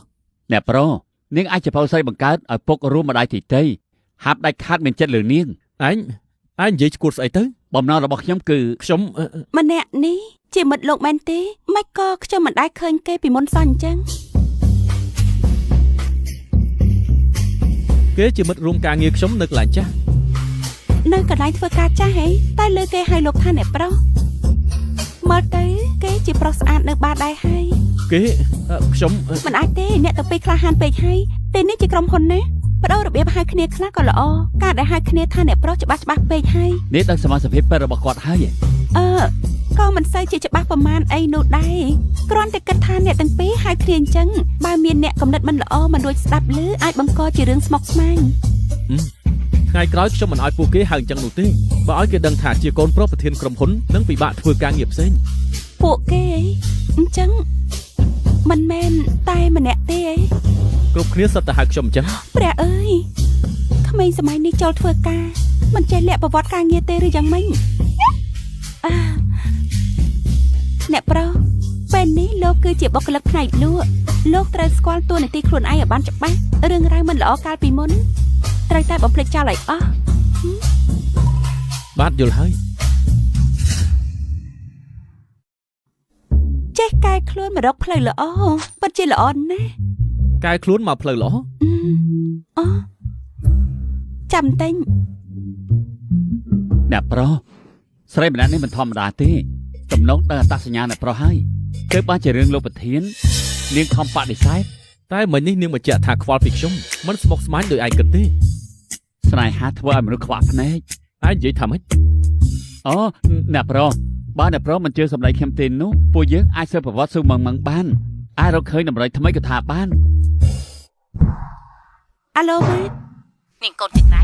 យើងឯងវាលុយមកលើកមុនមិនក៏លុយមិនតាន់លុតចូលកងយើងទៀតឯងនេះកាន់តែរឹងតឹងនឹងយើងហើយខ្ញុំបានប្រាប់ម៉ាក់ច្បាស់ហើយថាខ្ញុំឈឺក្បាលលុយនោះខ្ញុំទុកយកទៅពេទ្យម៉ាក់មិនសួរទុកខ្ញុំមួយម៉ាត់ក៏មិនខ្វល់ថាខ្ញុំរស់ឬមួយក៏ស្លាប់ដឹងអត់ពេទ្យថាខ្ញុំកើតមហារីកធ្វើពុតឈឺនេះឈឺនោះទៀតទៅយើងប្រាប់ឯងណាតាប៉ៅឥឡូវនេះគេមានមិត្តស្រីហើយជាកូនអ្នកមានស្រុកស្ដាំទៀតយើងនឹងមិនឲ្យឯងធ្វើខូចការទេរឿងតាប៉ៅមានមិត្តស្រីពាក់ព័ន្ធស្អីនឹងខ្ញុំទៅរឿងអីខ្ញុំត្រូវផ្ញើលុយអីគេព្រោះគេជាបងប្រុសឯងបង្កើតប្រាក់ខែរបស់ឯងកាលពីលើកមុននោះល្មមត្រឹមអង្គថ្លៃរំលោះផ្ទះប៉ុណ្ណោះឥឡូវនេះគេមានមិត្តស្រីច្បាស់ជាត្រូវមានឡានជិះឲ្យសមមុខមាត់ហើយយើងចាំបានថាកាលប៉ាឯងស្លាប់គាត់បន្សល់ទុកប្រាក់សន្សំ3សែនឲ្យឯងឆាប់យកមកទិញឡានឲ្យប្អូនភ្លាមម៉ាក់បើសិនជាខ្ញុំប្រាប់ម៉ាក់ថាខ្ញុំរួមមិនបានយូរទៀតទេនោះម៉ាក់នៅបង្ខំខ្ញុំទៀតទេពិតជាសំណាងណាស់មានទាំងកូនប្រុសមានទាំងកូនស្រី សំណាងស្អីទៅបើកុំតកូនដំងកើតបានក្មេងចង្រៃនេះណាខ្ញុំក៏មិនបាច់ហត់ពោពោះកូនមួយទៀតដែរ មិនក៏ស្រឡាញ់កូនមិនស្មើគ្នាបែបនេះ បើស្រឡាញ់នឹងក្មេងនេះណាខ្ញុំបកគលឲ្យដៃ10យកទៅណាក៏យកទៅម៉ាក់បន្ទុកខ្ញុំបានខ្ពស់ជាងបន្ទុកសាឡាដល់ទៅ20បន្ទុកម៉ាក់មើលទៅយកចេញទៅអីយ៉ាយើងគ្មានលុយឲ្យឯងរៀនមហាវិទ្យាល័យទេយើងរៀបចំសាលាគរុកោសល្យក្បែរនេះឲ្យឯងហើយមិនបាច់បង់ថ្លៃសាលាទេរាល់ថ្ងៃមានប្រាក់ឧបត្ថម្ភ1000ទៀតឯងឈប់យកសັບតែថ្ងៃទៀតទៅ ម៉ាក់ខ្ញុំប្រឡងបានលេខ20នៅក្នុងថ្នាក់ អីយយខែនេះតាប៉ៅប្រឡងបានលេខ20កូនម៉ាក់ពិតជាពូកែណានេះម៉ាក់ឲ្យរង្វាន់កូនណា អរគុណម៉ាក់ ល្អណាស់ឯងមើលទៅគេរៀនចប់លេខ20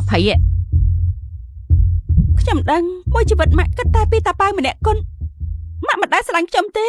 តែបើពេលនេះខ្ញុំប្រាប់ម៉ាក់ថាខ្ញុំចិត្តស្លាប់ហើយនោះតើម៉ាក់នៅបង្ខំឲ្យខ្ញុំរកលុយទៀតទេកូនចង្រៃនិយាយទៅពីអពមង្គលមិនឈប់ក៏មកសម្ដែងគួរអាណិតដាក់ជើងបើទោះជាឯងត្រូវស្លាប់ក៏គួរស្លាប់នៅក្នុងក្រុមហ៊ុនដើម្បីឲ្យយើងស្រួលទាមទារថ្លៃសំណងការងារបែបនេះយើងនឹងបានលុយកាន់តែច្រើនយកមកជួសជុលនិងធ្វើផ្ទះឲ្យបងអូនឯងល្អជ្រុលជាអញ្ចឹងចាប់ពីថ្ងៃនេះទៅខ្ញុំនឹងម៉ាក់ហើយនឹងកូនប្រុសម៉ាក់មិនពាក់ព័ន្ធនឹងគ្នាទៀតទេសូតាប៉ៅចង់មានមិត្តស្រីក៏មានតែចោះឲ្យគេចេញធ្វើការរកលុយខ្លួនឯងមិនចឹងអាចសុំទានគេក៏បានខ្ញុំឈប់ផ្គត់ផ្គង់លុយកាក់ឲ្យទៀតហើយហេអាឡូជ្រុលជាគ្រប់គ្នាគ្មានមេត្តានឹងខ្ញុំទៅហើយអញ្ចឹងក៏មិនទោសដែលខ្ញុំចិត្តដាច់លុយដែលខ្ញុំខំរកទាំងប៉ុន្មានពេលខ្ញុំស្លាប់ទៅខ្ញុំនឹងមិនទុកឲ្យតាប៉ៅសំបីមួយកាក់មួយសេន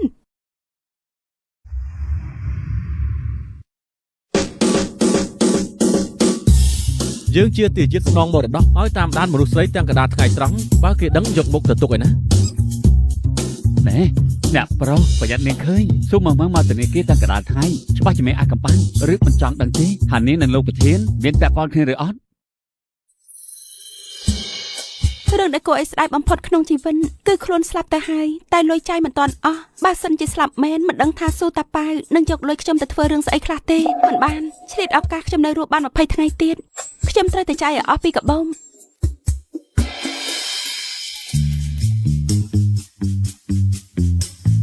អ្នកនាងចង់ឲ្យខ្ញុំជួយតាំងមែនទេ ខ្ញុំចង់ដកលុយ ចង់ដកប៉ុន្មានដែរ ដកទាំងអស់ ក្នុងកណនីអ្នកនាងលុយសរុប1,468241បញ្ជាក់អ្នកនាងចង់ដកទាំងអស់មែនទេ ត្រូវហើយទាំងអស់ ប្រាប់ផងបានទេអ្នកនាងមានបំណងអីទើបដកលុយច្រើនយ៉ាងនេះ ខ្ញុំចង់ចាយឲ្យអស់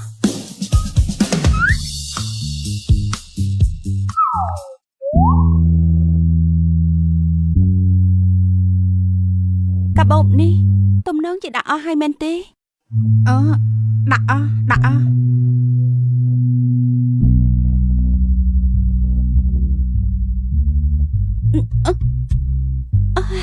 នេះហេជាទម្ងន់ទឹកលុយដែលខ្ញុំមាន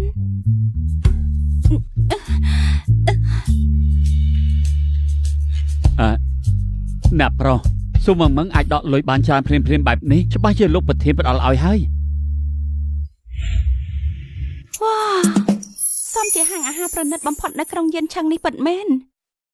បើកាលពីមុនវិញខ្ញុំប្រហែលជា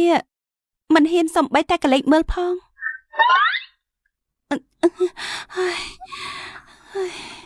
សំទោសអ្នកនាងដើម្បីផ្ដល់សេវាកម្មល្អបំផុតជូនភ្ញៀវដែលមានកិត្តិយសទាំងអស់យើងទទួលតែភ្ញៀវដែលមានកាតសមាជិកប៉ុណ្ណោះអ្នកនាងអញ្ជើញទៅរកហាងផ្សេងពិសាចុះធ្វើម៉េចអាចបានកាតសមាជិកទៅមិនច្រើនទេគ្រាន់តែអ្នកនាងបញ្ចូលលុយម្ដង 100000 ទៅក្នុងកាតអាចក្លាយជាសមាជិកបានហើយលុយមិនច្រើនទេស្មានតែត្រូវចំណាយដល់លានតែចុះលុយ 100000 នេះអ្នកនាងចង់ទូទាត់តាមណាលុយសុទ្ធទទួលទេថាម៉េច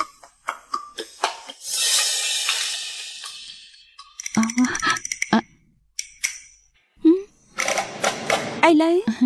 ខ្ញុំចូលអង្គុយបាននៅប្រកាសជាបាន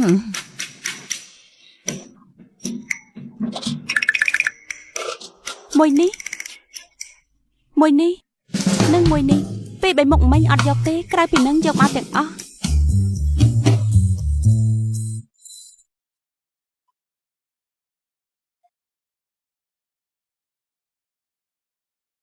អ្នកចាត់ការស្រីម្នាក់នោះមកពីគ្រួសារលំដាប់ណា ចូលហាងប៉និតតែញ៉ាំដោយម្ហូបតាមចាំផ្លូវទើបតែឃើញលើកទី1ទេ ប្រហែលជាមានពិតប្រកបគឺបែបនេះហើយ អ្នកប្រុសភោជនីយដ្ឋាននេះបើអ្នកគ្មានទ្រព្យខ្ទង់លៀនមិនហ៊ានចូលទេស៊ុំមឹងម្នាក់នេះចាយលុយដូចกระដាស់ខ្សែនាងមិនតូចទេ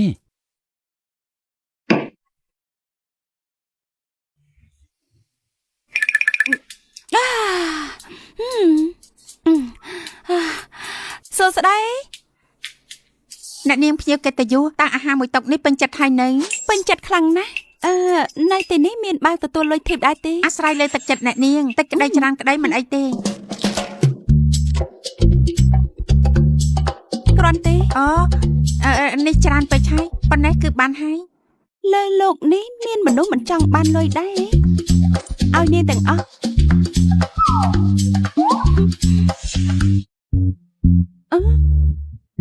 លោកប្រធាន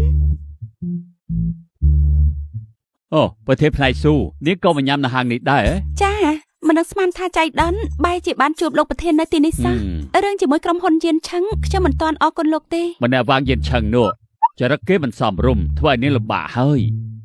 មិនលំបាកអីទេទាំងនេះបានលោកប្រធានរកខុសត្រូវឲ្យតាមពិតទៅខ្ញុំគិតថារឿងតូចតាចបែបនេះមិនគួរឲ្យលោកប្រធានចេញមុខដោះស្រាយទេទើបមិនហ៊ានជម្រាបទៅលោកប្រធាន តាមពិតទៅខ្ញុំបានលើកពីកូនចៅរបស់នាងស៊ូស៊ីយានទៅវិញទេទើបខ្ញុំអាចដឹងរឿងរ៉ាវពិតប្រាកដ គេប្រាប់លោកប្រធានដោយផ្ទាល់ទេ ត្រូវហើយ ចុះហេតុអីបានជាគេមិនព្រមប្រាប់ខ្ញុំតាមត្រង់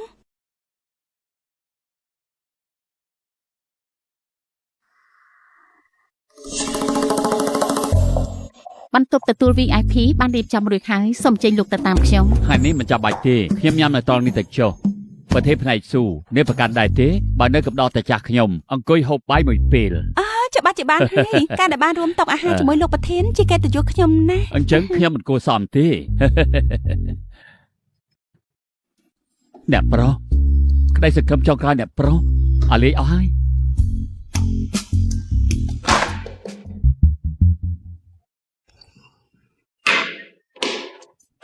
សង្ស័យថ្ងៃរះពីទិសខាងលិចហើយ ធ្វើបានជាហៅខ្ញុំមកផឹកស្រាមិនដូចជាចរិតឯសោះ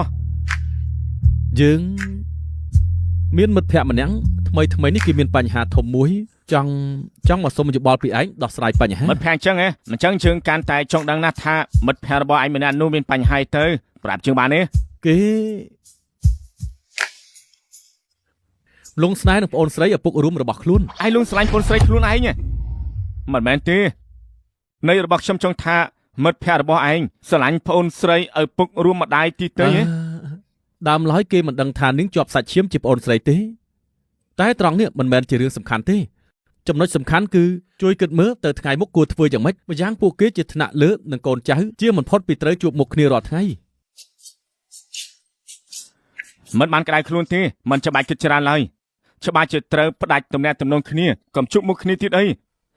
តែបាននិយាយទៅមានរឿងមួយដែលជឿឆ្ងល់មិត្តភក្តិរបស់ឯងម្នាក់នោះមិនក៏ហ៊ានសន្និដ្ឋានច្បាស់ម្ល៉េះថានាងត្រូវជាប្អូនស្រីចាំគ្មានអ្វីអះអាងបើសិនជាមិត្តភក្តិរបស់ឯងម្នាក់នោះយើងនឹងតែធ្វើតែ DNA ដើម្បីកុំឲ្យថ្ងៃក្រោយខ្លាយទៅជារឿងយល់ច្រឡំនឹងគ្នា យើងជំនួសឲ្យមិត្តយើងអរគុណឯង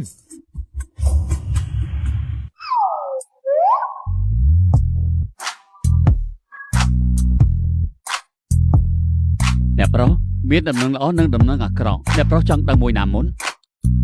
នៅសាខាឡាសានមានតំណែងទំនេរហើយចង់ទៅធ្វើនៅទីនោះទេ លទ្ធផល DNA ចេញហើយអ្នកប្រុសនិងកញ្ញាស៊ូមិនជាប់សាច់ឈាមនឹងគ្នាទេនៅទៀតអ្នកប្រុសធ្លាប់គិតទេថាអ្នកប្រុសមិនមែនកូនបង្ការរបស់លោកប្រធាន ចេញឲ្យឆ្ងាយខ្ញុំមានរឿងចង់និយាយជាមួយ មានរឿងអីបានជាអាចកំបាំងម្លេះអេយ៉ាងម៉េចហ្នឹងអូ អត់បាក់ភ្នែកទេអី អីនឹងមិនដឹងអីមែននាងធ្វើការយ៉ាងម៉េចនឹងម៉ងមានរបួសកន្លែងណាទេ ស្ថានភាពនាងពេលនេះបើប្រៀបនឹងខ្ញុំកាលពីមុនមិនខុសប្លែកពីគ្នាប្រហែលទេនាងមិនអីទេអី មិនបាច់ធ្វើប៉ុតចិត្តល្អទេសំណាងល្អតែតែមានភាពប្រែប្រួលកុំភ្លេចថាពីមុននាងឆ្លោះធ្វើជាឆ្កែជាឆ្មាលិតជង្គង់នៅចំពោះមុខយើងស៊ូម៉ងបើយើងរួមមិនស្រួលអញក៏មិនបានសោះ សន្តិសុខចាប់ស្រីឈួតនេះចេញទៅក្រៅភ្លាមទៅ ណែឡើងយ៉ាងទៅម៉ងចូលដល់តំណែងតំណងពួកជើងជួយនឹងជ័យពីល្អពីបងនៅនឹងមុខលោកប៉ាអូនខ្លះទៅបានទេបងជាប់កាំងនៅតំណែងប្រធានផ្នែកលក់ជាច្រើនឆ្នាំមកហើយ ប៉ាខ្ញុំ នេះជារឿងសម្ងាត់មិនអាចនិយាយបានទេខ្ញុំយល់ណាខ្ញុំយល់ រឿងសម្ងាត់អីទៅប៉ាខ្ញុំចែកឋានតាំងពីខ្ញុំនៅក្មេង ន័យរបស់នាងចង់ថានាងមិនប្រើខ្សែស្លាយនិយមជាដាច់ខាត អាមន់ថ្មីមុខសទៀតហើយមិនជួយទេយើងនឹងតែងអាចចេញពីក្រុមហ៊ុននេះ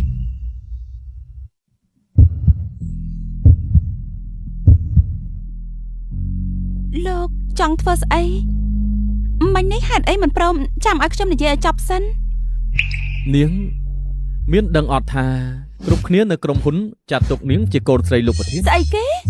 មិនអាចទេពេលជាចាំអារម្មណ៍មិនតំណងយ៉ាងនេះកើតតែមានអ្នកជឿដែរពិតជាអត់ខួរមែនបើខ្ញុំជាកូនស្រីលោកប្រធានមែនខ្ញុំដេកសើសុកមករដកគាត់យូរហើយមិនល្ងងមកធ្វើការផ្នែកលក់ទេអូអញ្ចឹងបានខ្ញុំឆ្ងល់មិត្តរួមការងារដែលតែងតែមើលរំលងខ្ញុំនៅសុកក៏មកជាធ្វើល្អដាក់ខ្ញុំតាមពិតអញ្ចឹងសោះបើគ្មានរឿងរ៉ាវយល់ច្រឡំអត្តសញ្ញាណនេះទេខ្ញុំមិននឹងអាចមានសំណាងល្អយ៉ាងនេះទៅចុះលោកវិញលោកមករាប់អានខ្ញុំក៏ដោយសារតែរឿងនឹងដែរមែនទេ ច្បាស់ជាអត់ហើយនាងក្លាហានមានគុណធម៌និងស្មោះត្រង់នាងជាមនុស្សល្អជាមិត្តល្អនាងប្រហែលជាមិនដឹងទេថាខ្ញុំចង់ឲ្យនាងគឺជានាងពេលនេះខ្លាំងបំផុតមិនមែនជាកូនស្រីលោកប្រធាន អរគុណ ពួកគេអោនក្បាលស្ដាប់តាមនាងគ្រប់យ៉ាងព្រោះតែរឿងយល់ច្រឡំតែបើពួកគេដឹងរឿងរ៉ាវពិតប្រាកដច្បាស់ជាមករកនាងសងសឹក មិនអីទេខ្ញុំមិនខ្លាចបើពួកគេចង់មកធ្វើបាបឬមួយក៏សងសឹកខ្ញុំឲ្យពួកគេចូលមកចាស់ ខ្ញុំឆ្ងល់ណាស់ថាភាពក្លាហាននាងបានមកពីណាទើបបានជានាងមេឃមិនខ្លាចដីមិនខ្លាចបែបនេះក៏ប៉ុន្តែទោះជាយ៉ាងណាក៏ដោយខ្ញុំនៅតែសង្ឃឹមថានាងនឹងនៅតែមានខ្នងបង្អែក លោកប្រធានគាត់ល្អនឹងខ្ញុំណាស់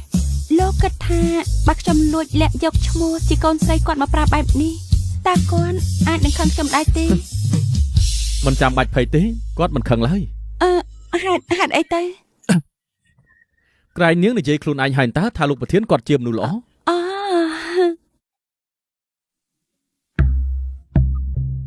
តាប៉ាវ មានការអី ឆាប់ឡើងមើលនេះមើល ហើយយ៉ាងម៉េចនឹង ឆាប់មើលបន្តិចទៅបងស្រីអត់បានការរបស់ឯងបានពេលលួចចូលក្នុងកង់ហើយនៅ បាក់ស្រីម្នាក់នឹងមិនត្រឹមតែមិនពេលលុយឲ្យពួកយើងទេហាមតែដកលុយទាំងអស់ពីកង់ពួកយើងទៀត អញនិយាយថាម៉េចយើងមករកស៊ូម៉ាំង មីងត្រូវការអី យើងថាមករកស៊ូម៉ាំងឯងស្ដាប់ភាសាមនុស្សមិនបានទេអី មីងមានការអីជាមួយនឹងគាត់ដែរ យើងមកបំផ្លាញវាត្រូវតែបំផ្លាញមីគុណអកតញ្ញូនេះខ្ទេច នេះជាបងស្រីបង្កើតខ្ញុំឆាប់ទៅប្រាប់នាងឲ្យចេញភ្លាមមក ស៊ូម៉ាំងចេញមក ម៉ងខាងក្រៅអ្នកណាស្រែកអី មានទេគ្រាន់តែពួកឈួតមកពីស្រុកកំណែង ទៅឲ្យខ្ញុំចុះខ្ញុំជួយដេញពួកគេទៅវិញឈប់លោឡានៅកន្លែងនេះទៅប្រធានផ្នែកស៊ូជាងប្រាប់ថាមិនស្គាល់អ្នកទាំងពីរទេអ្នកទាំងពីរគឺជាមនុស្សឈួតឆាប់ចេញទៅ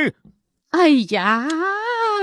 មើលចរិតកូនស្រីអកតញ្ញូម្នាក់នេះចោលុយសន្សំទុកចូលនិវត្តន៍វាចាយអស់អាលីងឥឡូវឡើងធ្វើប្រធានផ្នែកវាលែងស្គាល់ម៉ែបង្កើតនឹងបងប្រុសបង្កើតវាទៀតហើយយើងនឹងទូរស័ព្ទប្តឹងប៉ូលីសឲ្យមកចាប់ខ្លួនវាឲ្យវាទៅដេកស៊ីបាយគុកតែម្ដងទៅ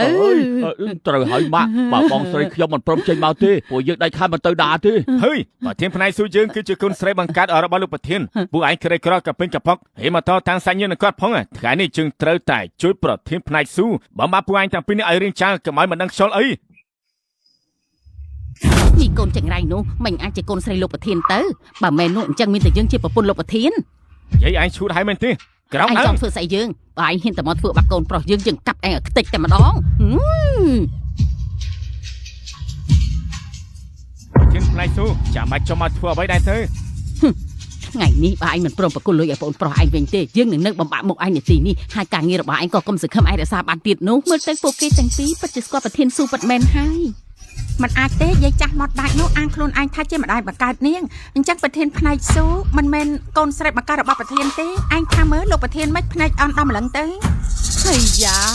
គ្រប់គ្នាជួយរកយុត្តិធម៌ឲ្យខ្ញុំផងខ្ញុំខំចិញ្ចឹមបីបាច់វាតាំងពីតូចក្រូចឆ្មាយ៉ាងលំបាកឥឡូវនេះវាដុះស្លាប់ហើយដៃរឹងជើងរឹងហើយបែរជាមកចន់ម្ដាយខ្លួនឯងបងប្រុសបង្កើតថាជាមនុស្សឈួតវង្វេងទៅវិញថែមទាំងលួចបន្លំយកលុយកាក់គ្រួសារយកទៅចាយអស់ទៀតឥឡូវខ្ញុំគ្រាន់តែមកសុំលុយនោះវិញតែនាងដាច់ចិត្តណាស់មិនព្រមឲ្យខ្ញុំវិញទេតែខ្ញុំសាងបាបកម្មអីទៅទើបត្រូវមានវាសនាបែបនេះ ឡូឡាឆ្អែតហើយនៅ ឲ្យលុយមក ឲ្យលុយមក អញ្ចឹងមកតាមខ្ញុំនាំតែយកលុយ ទៅឥឡូវនេះទៅមកកូនមកទៅឥឡូវនេះក្រែងថានាំមកយកលុយមែនទេទីនេះលហលហេបើកលុយឯណាបានទៅ ខ្ញុំភ្លេចប្រាប់ទៅថាលុយក្នុងកាតខ្ញុំយកទៅចាយអស់ហើយតែមិនបាច់បារម្ភពេកទេព្រោះថាលុយដែលខ្ញុំរកបាននៅថ្ងៃខាងមុខមិនពាក់ព័ន្ធនឹងម៉ាក់ទៀតឡើយ មីកូនបំផ្លាញទ្រព្យលុយជាង1លានឯងយកទៅចាយអស់ហើយអាយ៉ានោះជាលុយទិញផ្ទះនឹងទិញឡានឲ្យប្អូនប្រុសឯងមីកូនចង្រៃឆាប់សងលុយនោះមកឲ្យយើងវិញមកមិនអញ្ចឹងទោះជាត្រូវដាក់ទំនាយបំផ្លាញជីវិតឯងទាំងមូលក៏យើងត្រូវយកលុយមកវិញឲ្យទាល់តែបានដែរ លុយគ្រប់កាក់គ្រប់ផ្សេងនៅក្នុងកាតនោះសុទ្ធតែជាលុយដែលរកបានពីញើសឈាមខ្ញុំចាយលុយដែលខ្ញុំរកបានទាំងលំបាកតែមានអីខុសទៅ លែងប្អូនប្រុសឯងសិនទៅលែងគេសិនទៅឯងចង់ធ្វើស្អី ធម្មឡូឡាស្រែកពីវាពីកាលទៀតទៅបច្ចិតតែខ្ញុំអស់ការអត់ធ្មត់របូតដៃធ្លាក់គេទៅក្រោមបាន អើយកុំ ពេលនេះពួកយើងកំពុងឈរនៅលើអាគារកម្ពស់ជាង100ជាន់បើសិនចៃដន្យធ្លាក់ចុះទៅខាងក្រោមច្បាស់ណាស់ថាស័កសមនឹងមិននៅទាំងមូលទេ យ៉ាគេជាប្អូនប្រុសបង្កើតឯងបាយហ៊ានតែបំផ្លាញជីវិតវាយើងនឹងឲ្យឯងសងវិញដែរជីវិត យ៉ាងណាជីវិតខ្ញុំសល់មិនដល់1ខែទៀតទេខ្ញុំនឹងត្រូវស្លាប់ហើយបើសិនជាតាប៉ៅស្លាប់អញ្ចឹងមានខ្ញុំទៅកំដរហើយ អញនិយាយឈួតឡប់ស្អីហ្នឹង អើម៉ាក់ត្រូវទៅជួយខ្ញុំស្រីម្នាក់នេះឈួតមើលលេខជាពិតមែនហើយ ខ្ញុំមិនបានកុហកទេពេលថាខ្ញុំមហារីខួរក្បាលដំណាក់កាលចុងក្រោយរួមមកដល់1ខែទៀតទេ មិនក៏មានរឿងបែបនេះកើតឡើង អើចង់ងាប់ក៏ងាប់តែឯងទៅហេតុអីត្រូវអូសខ្ញុំទៅជាមួយដែរ ម៉ងអញកុំឆេឆាវតកូលស៊ូយើងមានតាប៉ៅជាកូនប្រុសបន្តពូជតែម្នាក់គត់ទោះជាឯងត្រូវស្លាប់បាត់ក៏នៅត្រូវការមនុស្សរៀបចំបន់សពដុតក្តារសែនធ្វើផ្លាក់ភ្នយឯងដែរ តែនេះខ្ញុំមិនទាន់ស្លាប់នោះទេម៉ាក់រៀបចំពិធីបុណ្យសពឲ្យខ្ញុំរួចទៅហើយម៉ាក់ខ្ញុំហៅម៉ាក់ថាម៉ាក់ណាតែម៉ាក់ប៉ាត់ចិត្តអាចចិត្តខ្លាំងណាស់ ម៉ងមានរឿងអីនិយាយគ្នាបានតែឯងដោះលែងប្អូនឯងសិនទៅ ម៉ាក់នាំគេមកបង្ករឿងនៅក្រុមហ៊ុនខ្ញុំធ្វើការទាំងទៅតឹងទឹះយំស្រែកទាមទារបំផ្លាញ ខ្លាញ់គេឈ្មោះខ្ញុំក្នុងចិត្តម៉ាក់គិតតែលុយមួយមុខគុណតែមានម្ដងណាដែលម៉ាក់ចង់និយាយស្រួលបួជាមួយខ្ញុំម៉ាក់នឹងសុំលុយពីឯងទៀតទេប៉ុណ្ណឹងបាននៅប្រញាប់ដោះលែងតាប៉ាវភ្លាមទៅ បងស្រីខ្ញុំមិនទាន់រៀបការមានប្រពន្ធកូនទេខ្ញុំនៅចង់មានកូនប្រុសម្នាក់ខ្ញុំមិនទាន់ចង់អស់អនាគតត្រឹមនេះទេ តាប៉ាវកូនមិនអីទេអីមីកូនរមិលគុណបើដឹងអញ្ចឹងយើងមិនបង្កើតឯងមកទេបើយើងដឹងអញ្ចឹងពេលឯងកាត់មកយើងយកទៅជាមួយទឹកឲ្យស្លាប់បាត់ហើយម៉ាក់ចិញ្ចឹមខ្ញុំតែមួយគ្រាប៉ុណ្ណោះអ្វីដែលត្រូវសង26ឆ្នាំនេះខ្ញុំសងមកអស់ហើយយ៉ាងណា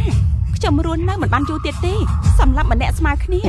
តែបើសម្រាប់ពីរនាក់ចំណេញមួយខ្ញុំចង់ឲ្យម៉ាក់ស្លាប់តែម្ដងខ្ញុំដែរបែបនេះខ្ញុំនឹងមិនឯកាឯងឈួតហើយឆាប់ឡើងឆាប់រត់គេចពីស្រីឈួតនេះទៅ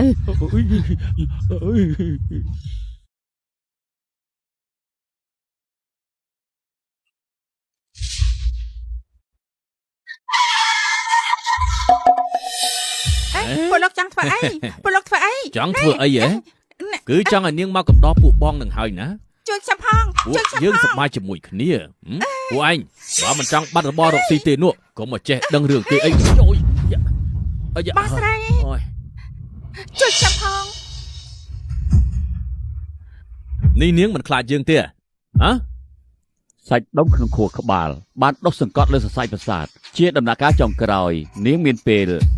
ច្រើនបំផុតគឺមួយខែទៀត យ៉ាងណាខ្ញុំរួចមិនយូរទេសម្រាប់មនុស្សមុនស្លាប់គង់តែស្លាប់ដដែលចូលមកបើខ្លាំងមែនចូលមកចាត់ការយើងមក លោកបងស្រីម្នាក់នេះខ្លាំងណាស់អត់ចេះខ្លាចអីសោះ យើងក៏មិនដឹងថានាងអាងអីដែរនៅមានមនុស្សមិនចេះខ្លាចស្លាប់ទៀតហ៎ ឯងទៅងាប់ទៅយើងកាប់ឯងឲ្យងាប់ បើទៅនឹងឈួតហើយ យើងប្រាប់ពួកឯងណាយើងទៅតែបើកលិខិតបញ្ជាក់សរសៃប្រសាទព្រឹកមិញទេបើឯងខ្លាំងវាយមួយស្មើនឹងយើងទេចូលមក នេះនាងសាហាវណាស់តោះដកថយពួកយើង នៅស្ងៀមនៅឲ្យស្ងៀមនៅស្ងៀមទៅនៅឲ្យស្ងៀមតែនេះពិតជាក្លាហានណាស់ម្នាក់នេះក្រុមសមត្ថកិច្ចតាមចាប់យូរហើយគេជាជនល្មើសក្នុងរឿងក្តីធំជាច្រើនសូមអរគុណដល់ការចូលរួមចំណែករក្សាសន្តិសុខសង្គមមួយនេះខ្ញុំសូមយកទៅរក្សាទុកនាំខ្លួនពួកគេទៅ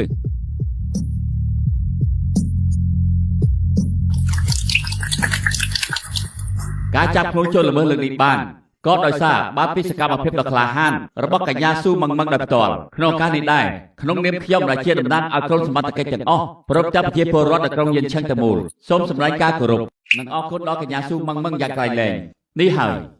ជាបរិយានារីរបស់ពួកយើងគឺកញ្ញាស៊ូម៉ងម៉ង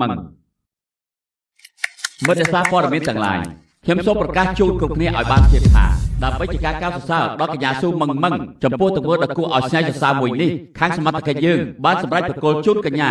នៅពេលរង្វាន់គំរូក្លាហានប្រចាំក្រុងយិនឆឹងទាំងមូលព្រមជាមួយប្រាក់រង្វាន់ចំនួន 10,000 យួន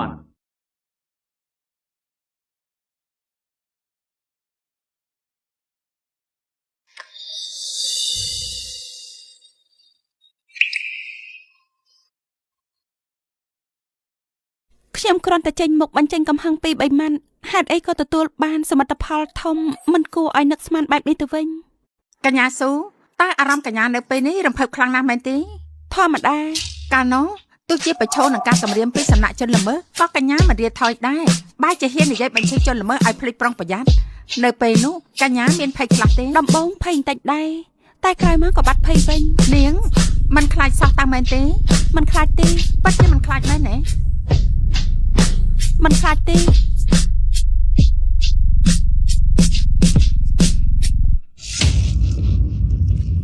ឬមួយពេលវេលាចុងក្រោយរបស់ខ្ញុំជិតមកដល់ហើយ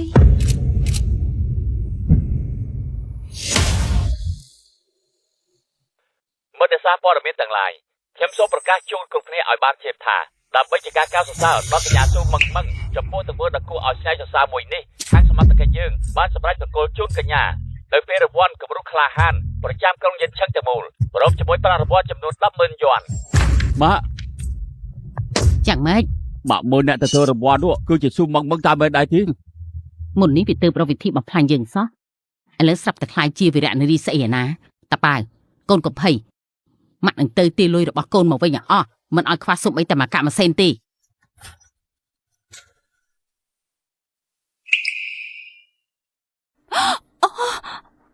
វីរៈនារីដឹងខ្លួនហើយហ៎ មិនបាច់ឲ្យខ្ញុំដល់ថ្នាក់នោះទេស្ដាប់តែចម្លែកណាស់ ហើយខ្ញុំថាម៉ងក៏បានដែរ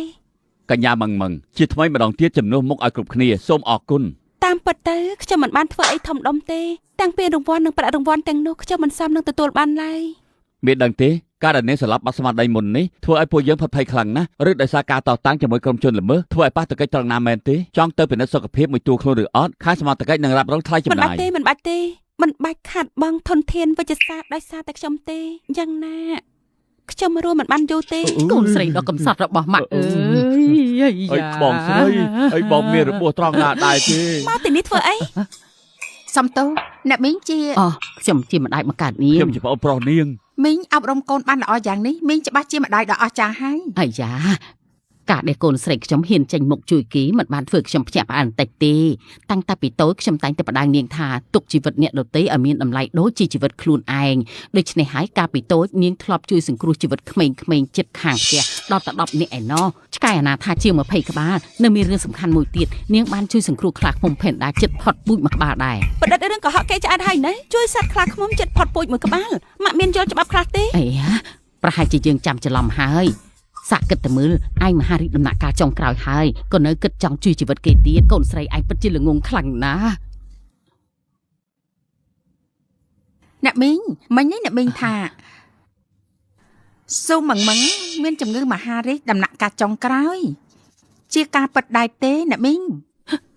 រឿងធំយ៉ាងនេះខ្ញុំមិននឹងអាចកុហកទៅ បានព័ត៌មានផ្ដាច់មុខដាក់ថា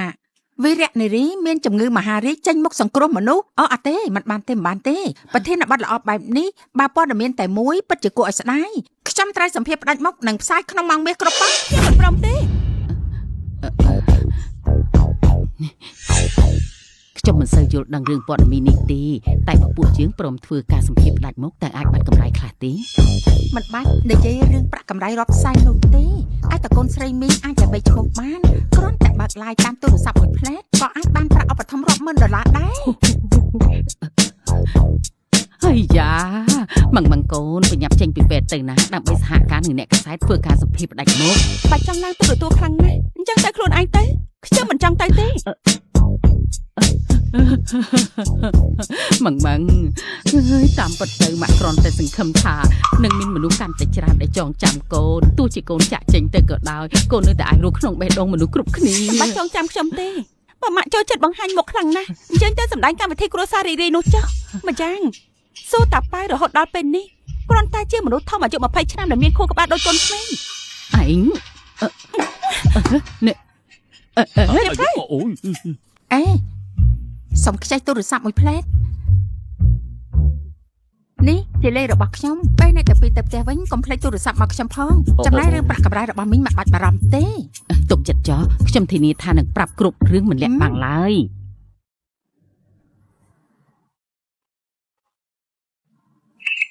ឬមួយដោយសារម៉ាក់ម៉ាឡូឡាការពីលើកមុនធ្វើឲ្យខ្ញុំលែងអាចបន្តធ្វើការក្នុងក្រុមហ៊ុននេះហើយ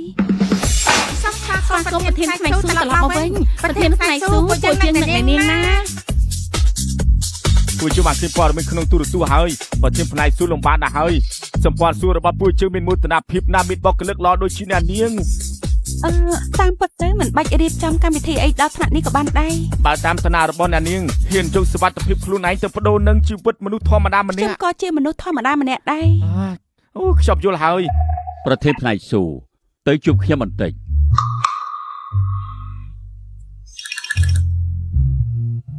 លោកប្រធានលោកហៅខ្ញុំមកទីនេះព្រោះ ប្រធានផ្នែកស៊ូរើសរាយដ៏ក្លាហានរបស់នាងខ្ញុំបានលើកគេនិយាយល្បីពេញនឹងអស់ហើយ ធ្វើបានល្អណាស់ ចំណែកចំនួនប៉ាកូនគឺស៊ីជម្រៅមែន ល្បិចណាស់ទាំងដែលនាងគ្មានទំនាក់ទំនងជាមួយលោកប្រធានសោះនៅហ៊ានមកសម្ដែងធ្វើរឹកជាស្គាល់គាត់ទៀតឲ្យក្អេងក្អាងប្រហែលថ្ងៃទៀតចាស់ចាំដល់ពេលឯងឡើងបានខ្ពស់បំផុតហើយយើងនឹងទាញឯងទម្លាក់ឲ្យងើបលែងរួច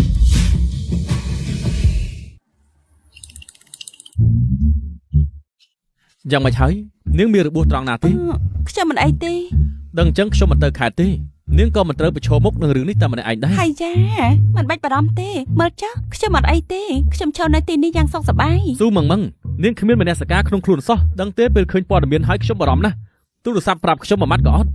ខ្ញុំជាភ្លាមក៏ចេញពីពេទ្យភ្លាមនិងប្រញាប់មកធ្វើការភ្លាមក៏ដោយសារខ្លាចលោកបារម្ភនឹងណា មែនទេ ច ច្បាស់ជាមែននឹងហើយ អញ្ចឹងនាងសន្យាមកថ្ងៃក្រោយបើជួបរឿងបែបនេះទៀតដាច់ខានហាមយកជីវិតទៅបន្ថយ សូស៊ីយានបើសិនជាខ្ញុំនិយាយថាបើសិនជាមានថ្ងៃមួយលោកស្រាប់តែរកខ្ញុំមិនឃើញតើលោកនឹងកើតទុកខ្លះទេ រកមិនឃើញស្អីទៅតែថានាងគិតចង់ទៅណា ហើយយ៉ាខ្ញុំគ្រាន់តែឧបមាប៉ុណ្ណោះ នាងសំខាន់សម្រាប់ខ្ញុំណាខ្ញុំមិនព្រមឲ្យនាងទៅណាឡើយ ហើយយ៉ាខ្ញុំដឹងហើយបងស្រីម្នាក់នេះនឹងនៅការពារលោក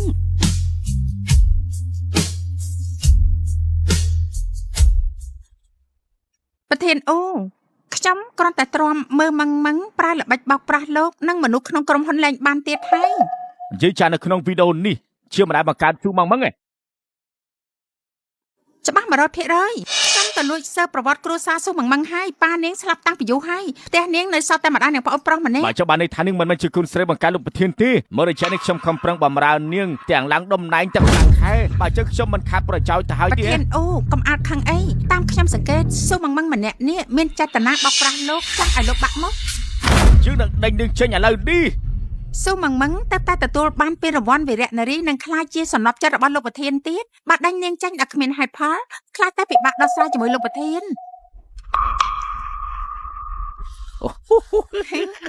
មានតែនាងម្នាក់ទេដែលមានល្បិចច្រើន ថ្ងៃនេះក្រុមហ៊ុនរបស់យើងរៀបចំប្រគល់ប័ណ្ណសរសើរដើម្បីផ្សព្វផ្សាយពីភាពក្លាហានរបស់កញ្ញាស៊ូម៉ងម៉ងដោយផ្ទាល់សូមអញ្ជើញកញ្ញាស៊ូម៉ងម៉ងជាបន្តទៀតសូមអញ្ជើញលោកប្រធានអូឡើងប្រគល់ប័ណ្ណសរសើរដល់កញ្ញាស៊ូម៉ងម៉ងព្រមទាំងប្រាក់រង្វាន់ 20,000 យួន ប្រធានគ្រប់គ្រងនៃក្រុមហ៊ុនយានឆឹងនិងសម្ព័ន្ធចាងមកដល់ហើយ ល្អណាស់ ឬមួយពួកគេទាំងពីរមកជួយលើកមុខមាត់ឲ្យស៊ូម៉ងម៉ងដែរ យ៉ាងណានាងជាកូនស្រីលោកប្រធានពួកគេធ្វើនេះដើម្បីផ្ដល់កិត្តិយសឲ្យលោកប្រធាន សូមអបអរកញ្ញាស៊ូប៉ុន្តែស្របពេលកញ្ញាស៊ូខ្លាចជាបុគ្គលគំរូប្រចាំក្រុមហ៊ុនអញ្ចឹងលុយជាពាក់ពួកយើងគិតចង់សងពេលណា លុយអីទៅខ្ញុំជំពាក់លុយពួកលោកពីអង្កាលមិនយ៉ាងអាចទៅ ប្រធានផ្នែកស៊ូនេះគឺជាឯកសារផ្ទៃក្នុងត្រូវបានអនុម័តជាបន្ទាន់ហើយខ្ញុំត្រូវតែយកទៅឲ្យលោកប្រធានដល់ផ្ទាល់រំខានសញ្ញាបន្តិចទៅ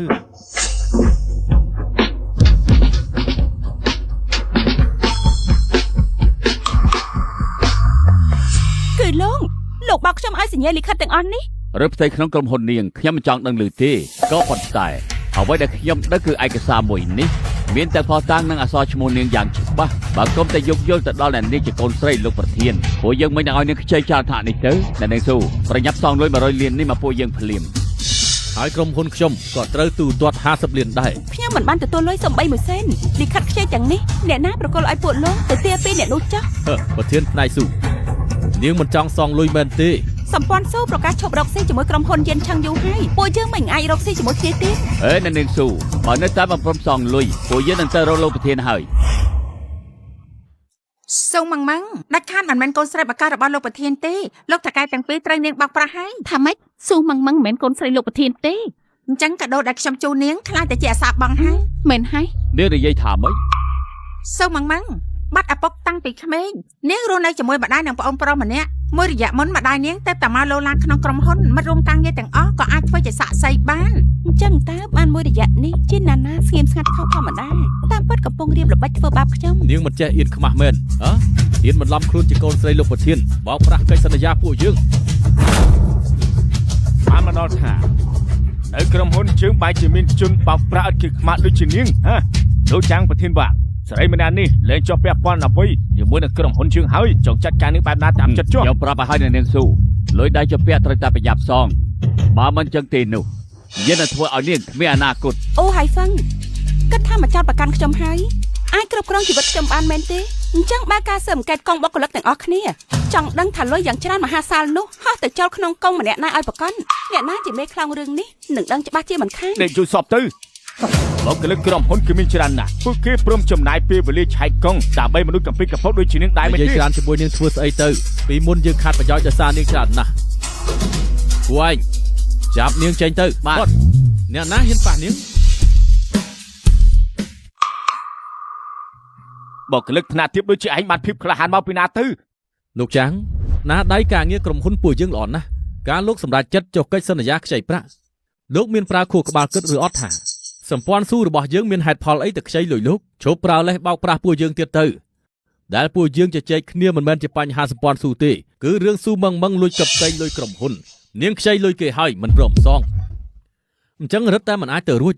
បើនាងខ្វះខាតលុយនាងអាចមករកខ្ញុំបានគ្រប់ពេលហេតុអីរំលងមនុស្សក្បែរខ្លួនទៅពឹងពាក់ក្រុមហ៊ុនចាំងមិនធ្លាប់ស្គាល់គ្នាទៅវិញហើយនឹងក្រុមហ៊ុនយាឆឹងដែលធ្លាប់មានចំនួនជាមួយគ្នាពីមុន បងអូនសម្ដីឯងត្រូវណាស់ឯងចង់បានន័យថាទ្រព្យសម្បត្តិរបស់ឯងបើប្រៀបនឹងទ្រព្យពួកយើងទៅពីរនៅតែច្រើនជាងពួកយើងទៀតមែនទេ ទោះជាក្រុមហ៊ុនលោកទាំងពីរស្ថិតនៅក្នុងក្រុមហ៊ុនយក្សទាំង4នៅក្នុងក្រុងនេះនិងទោះជាចំណូលប្រចាំឆ្នាំក្រុមហ៊ុនទាំង3ទៀតបូកបញ្ចូលគ្នាក៏មិនទាន់ស្មើនឹង 1/10 នៃចំណូលប្រចាំត្រីមាសរបស់សម្ព័ន្ធស៊ូយើងដែររឿងពិតជាក់ស្ដែងលោកចាំងមិនទាន់ភ្លេចទេមែនទេល្អទោះបីជាឯងនិយាយជាការពិតតែនោះជាទ្រព្យសម្បត្តិរបស់គ្រួសារស៊ូតើមានពាក់ព័ន្ធអីជាមួយឯងទៅ ក៏ព្រោះថាយើងគឺជាទាយាទស្នងមរតកតែម្នាក់គត់របស់សម្ព័ន្ធស៊ូ ខ្ញុំដឹងថាចង់ជួយខ្ញុំតែរឿងកំ pl នេះអាចឲ្យលោកមានបញ្ហាធំ នៅសល់ជាង10ថ្ងៃទៀតលោកប៉ាខ្ញុំនឹងផ្ទេរក្រុមហ៊ុនមកឲ្យខ្ញុំគ្រប់គ្រងហើយដល់ពេលនោះខ្ញុំនឹងផ្ដល់ចម្លើយឲ្យអ្នកគ្រប់គ្នាគួរបើកស៊ើបអង្កេតកងធនាគារឬអត់ទោះជាស៊ើបរកមិនឃើញខ្ញុំក៏មានលទ្ធភាពគ្រប់គ្រាន់ចេញសមបំណុលនេះដូចគ្នាដូច្នេះហើយថ្ងៃនេះហាមអ្នកណាប៉ះពាល់ស៊ូម៉ងជាដាច់ខាត បុគ្គលិកថ្មីម្នាក់នេះពិតជាកូនប្រុសលោកប្រធានមែនទេ តាមមើលមុខមាត់រូបរាងរបស់គេក៏តំណងជាកូនប្រុសលោកប្រធានដែរ ស៊ូម៉ងនឹងគេច្បាស់ជាមានទំនាក់ទំនងមិនធម្មតាទេ ឬមួយស៊ូម៉ងបដូរពីកូនស្រីលោកប្រធានតែមកជាកូនប្រសារស្រីនៃសម្ព័ន្ធស៊ូ លោកមានលុយច្រើនយ៉ាងនេះមកពីណាទៅស្ដាប់ណាទម្លាក់កំហុសគ្រប់យ៉ាងឲ្យខ្ញុំជាង10ថ្ងៃទៀតបំណុលទាំងនេះនឹងចូលជាបញ្ជីខ្មោចហ៊ានធ្វើគឺត្រូវហ៊ានទទួល2សប្តាហ៍ទៀតមកទេពីខ្ញុំបាន អ្នកទាំងពីរខ្ញុំថានេះជាល្បិចនឹងពន្យល់ពេលហើយបើទីពីនេះមិនបានសម្រេចទេទូជូអាចនឹងអាសាប់ផង បើអ្នកសងមរតកហ៊ានចេញមុខធានាយ៉ាងនេះទៅហើយអញ្ចឹងពួកយើងក៏មិនមែនជាមនុស្សដែលគ្មានហេតុផលដែរ មិនក៏មានរឿងចៃដន្យម្ល៉េះដំបងមានកូនស្រីលោកប្រធានឥឡូវមានកូនប្រុសលោកប្រធានតំណែងស្នងមរតកត្រូវគេយកមកលេងសើច នាងនិយាយត្រូវអ្នកផ្សេងអាចមិនស្គាល់ចរិតពួកគេតែយើងស្គាល់ច្បាស់ដូចថ្ងៃកាលមុនក្នុងសម្ព័ន្ធស៊ូពេលចុះកិច្ចសន្យាការងារអាម្នាក់នេះសំបីតែស្រាមកកៅក៏រត់ទៅពួនក្រោយខ្នងស្រីម្នាក់នេះដែរថ្មីកំសាខ្លាចស្វឹងដូចជាគេនេះមិនទាំងអាចជាអ្នកស្នងមរតកតកោស៊ូបានទៅលោកវាំងពិតជាមនុស្សមិនចេះរៀងចាលពិតមែនពីមុនខ្ញុំប្រកាសដកចេញពីវិស័យនេះហើយក្រុមហ៊ុនយានឆឹងរបស់លោកនៅមិនខ្សែធនទៀតថោកទួតដូចជាពួកឯងមិនសមរួមការងារជាមួយសម្ព័ន្ធស៊ូទេឬមួយគេជាកូនប្រុសប្រធានស៊ូពិតមែន នាយកក្រុមហ៊ុនជាមនុស្សមានគុណធម៌ដោយសារតែត្រូវស៊ូម៉ងលាក់បាំងរឿងទាំងអស់តែសម្រាប់ចិត្តបាត់ផ្លូវរកស៊ីក្រុមហ៊ុនយក្សឆឹងពាក់ព័ន្ធអីនឹងក្មេងចូលថ្មី យើងថាត្រូវគឺមកពីស្រីចង្រៃម្នាក់នេះទើបយើងត្រូវខាតលុយខ្សែធនខូចគេឈ្មោះយើងចង់តែសម្លាប់នាងទេពិតជាមិនចេះរៀងចាលមែនប្រកាសបាត់ផ្លូវបង្កក់ទ្រព្យសម្បត្តិរបស់វាងយានឆឹងនៅមានទៀតរួមទាំងសាច់ញាតិដែលពាក់ព័ន្ធនឹងគេចាត់ការទាំងអស់ គិតថាខ្លួនឯងជាអ្នកណាធ្វើឯងបង្កក់ទ្រព្យសម្បត្តិលោកបាងសុទ្ធតែជនបោកប្រាស់មិនចេះស្គាល់ពូទៀតហ៊ានមកសម្ដែងធ្វើលុយស្អីនៅទីនេះ គ្មានភាពខ្មាស់អៀនចេះតែដើរបន្លំខ្លួនធ្វើជាកូនអ្នកនេះកូនអ្នកនោះផ្ដេសផ្ដាស់ប្រើល្បិចដដែលបែបនេះមើលទៅពួកឯងលែងចង់មានអនាគតហើយ ក្រុមហ៊ុនចាងរបស់យើងទោះជាគ្មានទ្រព្យមហាសាលដូចតកូលស៊ូក៏មិនព្រមឲ្យគេជន់ឈ្លីកិត្តិយសដែរថ្ងៃនេះត្រូវតែជម្រាបបញ្ជាឲ្យដាច់ស្រេចពួកឯងចាប់ជនល្មើសបោកប្រាស់ពីអ្នកនេះទៅឈប់ភ្លាមអ្នកប្រុសសុំទោសដល់មកយឺត អ្នកប្រុសហ៎ បានភាពក្លាហានមកពីណាឈរលើទឹកដីគ្រួសារស៊ូហើយនៅមិនគោរពអ្នកប្រុសទៀតគាត់គឺជាអ្នកសំមរតកសម្ព័ន្ធស៊ូពិតប្រាកដ ជាការពិតមិនទាំងអាចទៅ លោកចាងលោកទៅតាមบอกខ្ញុំសុំជួបលោកប្រធានធំថាផ្លេចយ៉ាងនេះជំនួយកាលីខានជួបគ្នាមួយរយៈហើយអាមនុស្សឈ្មោះវិញវត្តឯងនេះទៅបង្ករឿងនៅតែប្រុសស៊ូហើយយុយងឲ្យយកមកទាលុយសម្ព័ន្ធចំណែកពួកឯងទៅពីអ្នកបើសូម្បីមេការខ្លួនឯងណាក៏មិនដឹងថ្ងៃក្រោយធ្វើការយ៉ាងម៉េចត្រូវហើយដើម្បីបង្ហាញទឹកចិត្តស្មោះទៅលោកប្រធានវ័យក្មេងបញ្ជីបំណុលក្រុមហ៊ុនចាងតម្លៃ100លាននេះនឹងត្រូវលុបចោល នេះមានរឿងអីហ្នឹងក្រាញ់គេជាមិត្តរួមការងារចាស់ដែលមករកលោកនៅកន្លែងធ្វើការអីមិនក៏សពស្រាប់តែខ្លាយជាជំនួយការប្រធានស៊ូវិញ ចាំរឿងនេះដោះស្រាយរួចហើយខ្ញុំនឹងបញ្យល់ប្រាប់ បានន័យថាពីមុនលោកមិនមែនធ្វើការនៅបារទេ ខ្ញុំ ខ្ញុំធ្វើនៅបារតាំងពីអង្កល ខ្ញុំដឹងអស់ហើយដាច់ខាតមិនមែនអ្នកប្រុសស្អីនោះទេខំប្រឹងរៀបចំល្បិចកលអូមេកាលីមកបោកពួកយើងតែមិនស្មានថាស៊ូម៉ងម៉ងថ្លុយមាត់និយាយចេញមក នាងការឈួតស្អីហ៊ានសង្ស័យអត្តសញ្ញាណអ្នកប្រុសផង អ្នកប្រុសហ៎ងារអ្នកប្រុសនេះជាកូនប្រុសប្រធានក្រុមហ៊ុនឬមួយជាឈ្មោះក្រៅប្រុសនៅបារ បើនៅតែហ៊ាននិយាយផ្ដេសផ្ដាស់ទៀតលើកក្រោយនឹងលែងជាការស្រែកបន្ទោសហើយ គ្រាន់តែជាកូនចៅថ្នាក់ទៀតតាប់អំរាលោកប្រធានអ្នកណាក៏ដឹងថាលោកនឹងស៊ូម៉ងម៉ងសំកំណត់គ្នាបោកលោកប្រធានដើម្បីចង់កັບកេងលុយក្រុមហ៊ុនឬអត់នោះឯងច្បាស់ជាដឹងថាស៊ូស៊ីយៀនមិនមែនជាអ្នកស្នងមរតកឯងប្រាប់មកឯងនិយាយមកកាលពីមុនរឿងដែលស៊ូម៉ងម៉ងល្បីថាជាអ្នកស្នងមរតកផ្អើពេញក្រុមហ៊ុនបើពិតជាលោកមែនមិនក៏មិនបោកអាក្រាតនាងបែរជាសុកចិត្តធ្វើជាកូនចៅនាងបោកប្រាស់សិតតែជាជនបោកប្រាស់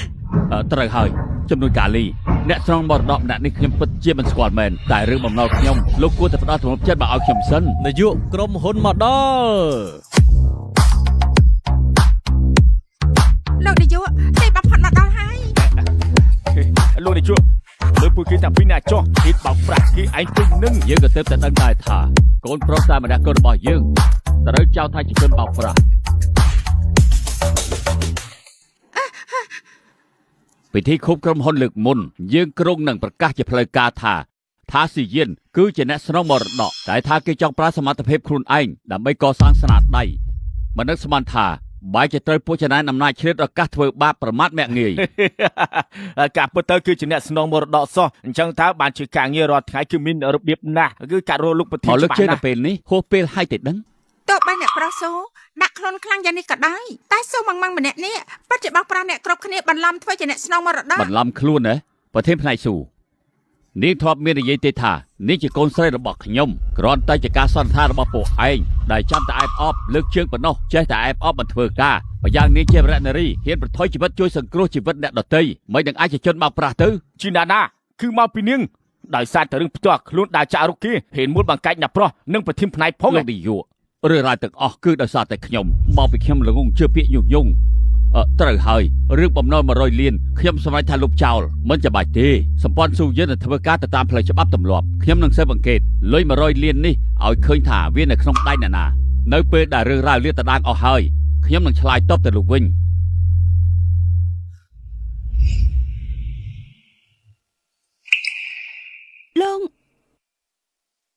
លោកកុំដើរតាមក្រៅខ្ញុំទៀតអី ខ្ញុំគ្មានបំណងលាក់ពីនាងទេគ្រាន់តែតាំងពីតូចរហូតដល់ធំមនុស្សគ្រប់គ្នាដែលនៅក្បែរខ្ញុំតែងគិតពីឋានៈរបស់ខ្ញុំជាអ្នកស្នងមរតកមានតែនាងម្នាក់គត់ដែលចាត់ទុកខ្ញុំជាបុគ្គលិកធម្មតានាងព្រមស្ដាប់តាមគំនិតខ្ញុំនិងចេញមុខការពារខ្ញុំ ខ្ញុំយល់ពីអារម្មណ៍លោកកាលពីមុនពួកគេយល់ច្រឡំថាខ្ញុំជាកូនស្រីប្រធានក្រុមហ៊ុនខ្ញុំក៏យល់ថាគ្រប់យ៉ាងនៅជុំវិញខ្លួនហាក់មិនមែនជាការពិត នាងមិនខឹងនឹងខ្ញុំទេ ខ្ញុំមានថាខ្ញុំខឹងនឹងលោកទេខ្ញុំដឹងថាអ្វីដែលលោកធ្វើគឺដើម្បីទៅជួយការពារខ្ញុំ គឺថាពេលនោះនាងបានរំលឹករឿងប្រុសស្អាតនៅបារ ព្រះអើយរឿងនេះគួរដោះសារយ៉ាងម៉េចទៅថ្ងៃនោះនៅបារខ្ញុំច្រឡំដេកជាមួយគេហើយនៅយល់ច្រឡំថាគេជាប្រុសលក់ខ្លួនទៀតតាមពិតទៅ ឬនាងឮគេនិយាយដើមខ្ញុំហ៊ានស្បត់ខ្ញុំជាប្រុសត្រឹមត្រូវគ្រាន់តែកាលពីមុនធ្លាប់មានរឿងចាយដន់បន្តិចបន្តួចកាលនោះខ្ញុំត្រូវគេបង្ខំ សូមទោសខ្ញុំច្រឡំបន្ទប់ខ្ញុំទៅវិញហើយ មកវិញភ្លាម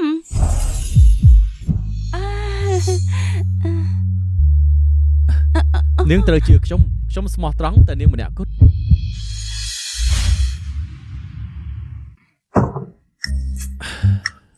អ្នកប្រុសជជែកគ្នានឹងនាងស៊ូមិនត្រូវគ្នាមែនទេ គួរឲ្យខឹងខ្លាំងណាស់ស្រីម្នាក់នៅក្លឹបយប់ថ្ងៃនោះនិយាយដើមមិនល្អពីយើងមិនឈប់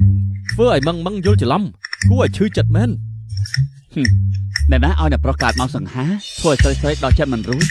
យើងមិនខ្វល់ថាឯងប្រើវិធីណាទេត្រូវតែវែកមុខស្រីម្នាក់នេះឲ្យឃើញហើយយកនាងមកជួបយើង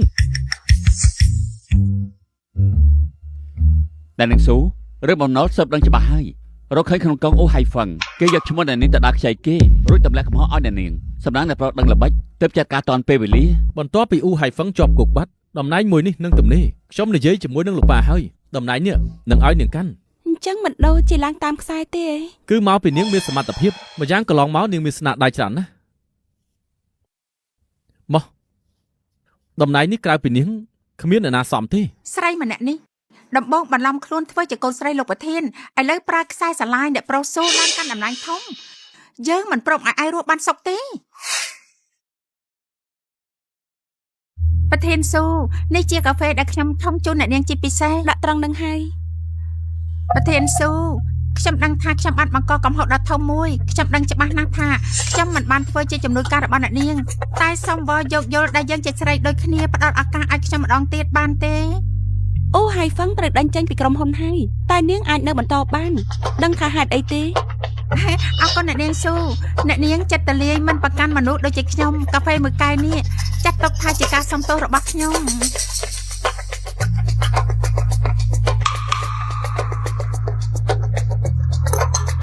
ចេញទៅបានទេចាបើមានការអីអាចរកខ្ញុំបានពេលនេះស៊ូម៉ងម៉ងចិត្តដិតនឹងអ្នកប្រុសស៊ូណាខ្ញុំទ្រាំមើលបានដែរតែទងស្អីជាមួយនាងទ្រាំមិនបានហើយចុយយ៉ាងម៉េចតែឡើយពួកគេដូចតែគ្នាទេត្រូវអោនក្បាលលូនក្រាបសុំទោសដូចតែគ្នាលោកបើខ្ញុំជាលោកវិញខ្ញុំមិនទុកអនាគតខ្លួនឯងនៅក្នុងកណ្ដាប់ដៃអ្នកដទៃឡើយនិយាយសាច់ការមកកុំបោបាច់បង្វែងដានអីខ្ញុំរៀបកម្រងបំផ្លាញស៊ូម៉ងម៉ងហើយរឿងអាស្រ័យស្នេហានៅក្នុងក្រុមហ៊ុនអាមិញនាងបានភៀបខ្លានមកពីណាទៅឲ្យដឹងថានាងនៅពេលនេះអ្នកប្រុសស៊ូការពីបំផុតហ៊ានលេងល្បិចធ្វើបាបនាងផងឯងកំសាកញីគិតថាបងអតីតមិត្តប្រុសស៊ូម៉ងម៉ងអ្នកប្រុសស៊ូលើកលែងឲ្យមែនទេតាមកំណត់របស់យើងគួរតែបង្កើតការងារនេះលួចរៀបចំឯកសារខ្លាញ់ខ្លាយបន្លំបំផ្លាញកេរ្តិ៍ឈ្មោះរបស់នាងឲ្យខ្ទេចដល់ពេលនោះទៀមទាលុយប្រមាណក៏នាងព្រមឲ្យដែរចាំមើលថាពេលបាត់បង់ភាពស្អាតស្អំហើយតើនាងរស់បានយ៉ាងម៉េច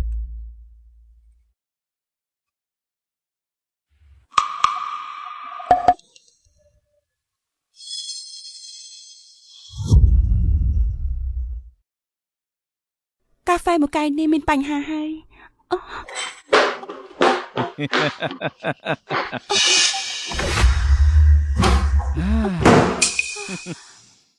ម៉ងម៉ងកើតអីចេញទៅក៏មកចិត្តខ្ញុំម៉ងកាលពីមុនដែលយើងតាក់ទងនាងគឺនាងអាក្រក់មើលណាស់នឹងមិនឲ្យជាងប៉ះពាល់ទេតែនៅពេលនេះមិនដូចគ្នាឡើយចាំបងប្រុសម្នាក់នេះថ្នាក់ភ្នំនាងចុះយ៉ាងឈិនចេញឲ្យឆ្ងាយទៅលែងខ្ញុំនៅសៀមពេលមនុស្សស្រីនេះជិះថាមកព្រមបាននេះថាព្រមមិនថាស៊ូស៊ីជិនអចាប៉ុណ្ណាទេក៏គង់តែត្រូវជើងជុកមកមុនបានដដែលយ៉ាងម៉េចនាងចង់ហៅវាមកជួយពីណានានបានណប់បុកក្លឹកទាំងអស់ទៅដំណើរកំសាន្តហើយនៅថ្ងៃនេះទោះបីជានាងស្រ័យសអកក៏គ្មានអ្នកណាមកជួយនាងដែរនៅអាជីពលទ្ធផលការងារនៅឆ្នាំនេះគម្រោងលីអានបានកើនឡើង 1% ហើយចំណែកគម្រោងយ៉ាអានវិញកើន 8% ឯណោះសួស្ដីលេខដែលលោកអ្នកកំពុងហៅមិនអាចតាក់ទងបានទេនៅពេលផ្នែកលោកមានកម្មវិធីអីខ្លះល្ងាចនេះឮថាចេញទៅដើរកំសាន្តចុះប្រធានផ្នែកស៊ូទៅជាមួយដែរទេរឿងនេះខ្ញុំមិនសូវច្បាស់ទេអ្នកប្រុសស៊ូលើកទៅប្រជុំនៅរសៀលខ្ញុំមានការបន្ទាន់ត្រូវធ្វើនឹងអាជីពអាមនុស្សនេះឯងនេះធ្វើខុសហើយយើងធ្វើខុសឬត្រូវចាំគិតគ្នាពីក្រោយជិះទៅអូយដាក់នេះឯងចង់ទៅណារាយជិះចង់ផឹកចង់ស្រាប់ពីនេះមែនទេហិតថានេះត្រូវឆ្នាំគេហើយបន្តិចទៀតគង់ចាំបំពោជឹងទេអ្នកនៅអាជីព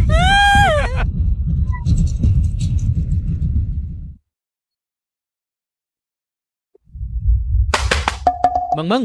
សូសេយៀននៅអាជីពម៉ងនៅខាងក្នុងទេបើគ្មានទេឬក៏ទៅដើរលេងបាត់ហើយ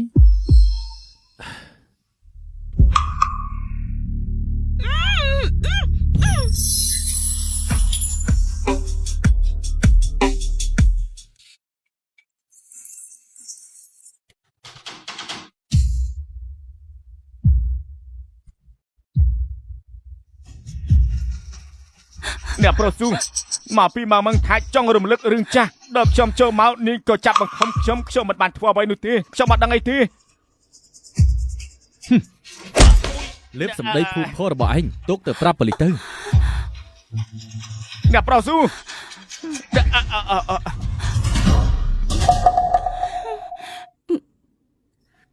បើកលឺទៅអ្នកប្រុសរឿងនេះអ្នកប្រុសអាចជួយនាងបានតាចាំបាច់ទៅពេទ្យធ្វើអីយើងជាប្រុសត្រឹមត្រូវ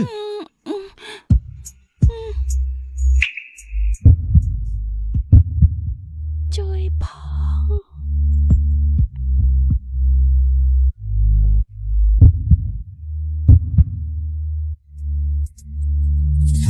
តែប្រុសចាំខ្ញុំជួយសម្រួលធានា5នាទីទៀតនឹងជួនកញ្ញាទៅដល់ពេទ្យ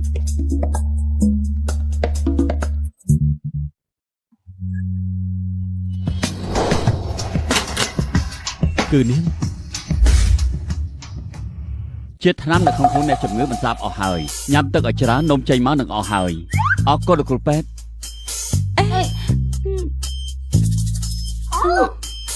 កាលនោះខ្ញុំមិនសូវជាមានស្មារតីនៅក្នុងខ្លួនបើសិនជាខ្ញុំបានធ្វើអ្វីមិនសមរម្យនោះលោកកុំប្រកាន់ខ្ញុំអីអូ ហេតុអីនាងមិនប្រាប់ខ្ញុំ ប្រាប់លោករឿងអីទៅនេះគេបានដឹងហើយមែនទេថាខ្ញុំកើតមហារីកខួរក្បាល នាងលាក់គ្រប់យ៉ាងទុកខ្ញុំដូចមនុស្សល្ងងសប្បាយលេងណាស់ទៅ ខ្ញុំធ្លាប់បង្ហើបប្រាប់លោកទៅម្ចាំងវិញទៀតវាមិនមែនជារឿងល្អត្រូវដឹងទេ មិនមែនជារឿងល្អដេកជាមួយខ្ញុំគួរឲ្យខ្មាស់ណាស់ ថាម៉េច បើគុំតែស្នាមខ្នៅលើខ្នងខ្ញុំប្រហែលជាមិនចាំនាងទេស៊ូម៉ងបានខ្លួនគេហើយរត់នាងមិនធម្មតាមែន ទីនេះគឺជាមន្ទីរពេទ្យនិយាយតិចបានហើយ ហ៊ានធ្វើតែមិនហ៊ានទទួលខុសត្រូវប្រធានផ្នែកស៊ូចង់គេចវេះមែនទេ ខ្ញុំ ផ្ដល់ឋានៈត្រឹមត្រូវមួយឲ្យខ្ញុំនឹងមិនដេញដោលទៀតនោះទេ ឋានៈអីទៅនេះគេចង់តាក់ទងខ្ញុំមែនទេក៏ប៉ុន្តែខ្ញុំរស់បានតែ10ថ្ងៃទៀតប៉ុណ្ណោះអ្នកប្រុសស៊ូលោកជាអ្នកស្នងមរតកសម្ព័ន្ធស៊ូកុំចំណាយពេលអត់ប្រយោជន៍ជាមួយខ្ញុំអី ឬដោយសារអត្តសញ្ញាណខ្ញុំទើបធ្វើឲ្យនាងមានអារម្មណ៍ថាមានសម្ពាធអញ្ចឹងខ្ញុំផ្អាកធ្វើជាអ្នកស្នងមរតកសិនក៏បានឬខ្ញុំចាក់ចេញទៅបង្កើតអ្វីជារបស់ខ្លួនឯងសិន ហេតុអីលោកបញ្យល់ពីបំណងខ្ញុំសោះអីអញ្ចឹងកន្លងមកលោកសម្រាប់ខ្ញុំត្រឹមជាមិត្តប៉ុណ្ណោះ នាងមកលេងសើចអារម្មណ៍ខ្ញុំមុន បើលោកនៅតែប្រកាន់ខឹងនឹងរឿងកាលពីយប់នោះទៀតហើយមិនព្រមបំភ្លេចវាចោលខ្ញុំអាចសងលោកវិញបាន នាងចាត់ទុកខ្ញុំជាស្អី លោកជាមនុស្សល្អ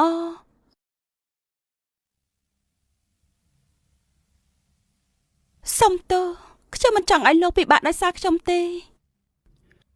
អ្នកប្រុសរបស់ដែលអ្នកប្រុសឲ្យខ្ញុំរៀបចំ ចោលទៅ មិនយកទៅជួនកញ្ញាស៊ូទេ ថ្ងៃក្រោយគុំរំលឹកពីនាងនៅមុខយើង អ្នកកសែតលីនខ្ញុំជាម៉ាក់បង្កើតស៊ូម៉ង ទីបំផុតមីងទទួលទូរស័ព្ទខ្ញុំហើយមីងត្រៀមខ្លួនផ្ដល់ប័ណ្ណសម្ភារឲ្យមែនទេ ត្រៀមរួចហើយរឿងប្រាក់ដែលនាងនិយាយកាលពីលើកមុននោះ មីងទុកចិត្តចោះឲ្យតែព័ត៌មានមានតម្លៃគ្រប់គ្រាន់រឿងលុយកាក់ខ្ញុំមិនខ្វះឲ្យ ល្អ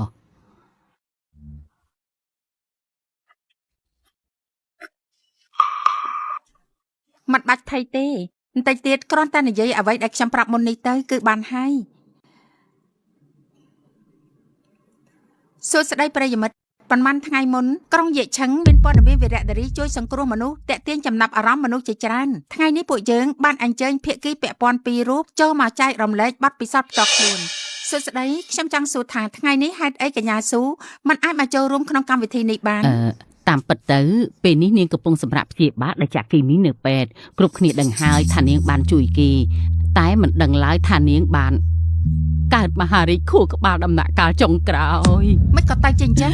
តាមពិតទៅនាងរស់បានតែ10ថ្ងៃអីទៀតប៉ុណ្ណោះកាលពីជាង10ថ្ងៃមុនកូនស្រីខ្ញុំទើបតែព្រមប្រាប់ខ្ញុំពីរឿងអាក្រក់នេះនាងដើម្បីកុំឲ្យខ្ញុំបារម្ភនាងតស៊ូប្រយុទ្ធប្រឆាំងនឹងជំងឺនេះតែម្នាក់ឯងខ្ញុំដឹងថាសកម្មភាពដ៏ក្លាហានរបស់នាងព្រោះនាងចង់ធ្វើកិច្ចការមួយមានន័យបំផុតសម្រាប់សង្គមជាតិមុននឹងនាងត្រូវស្លាប់ទៅ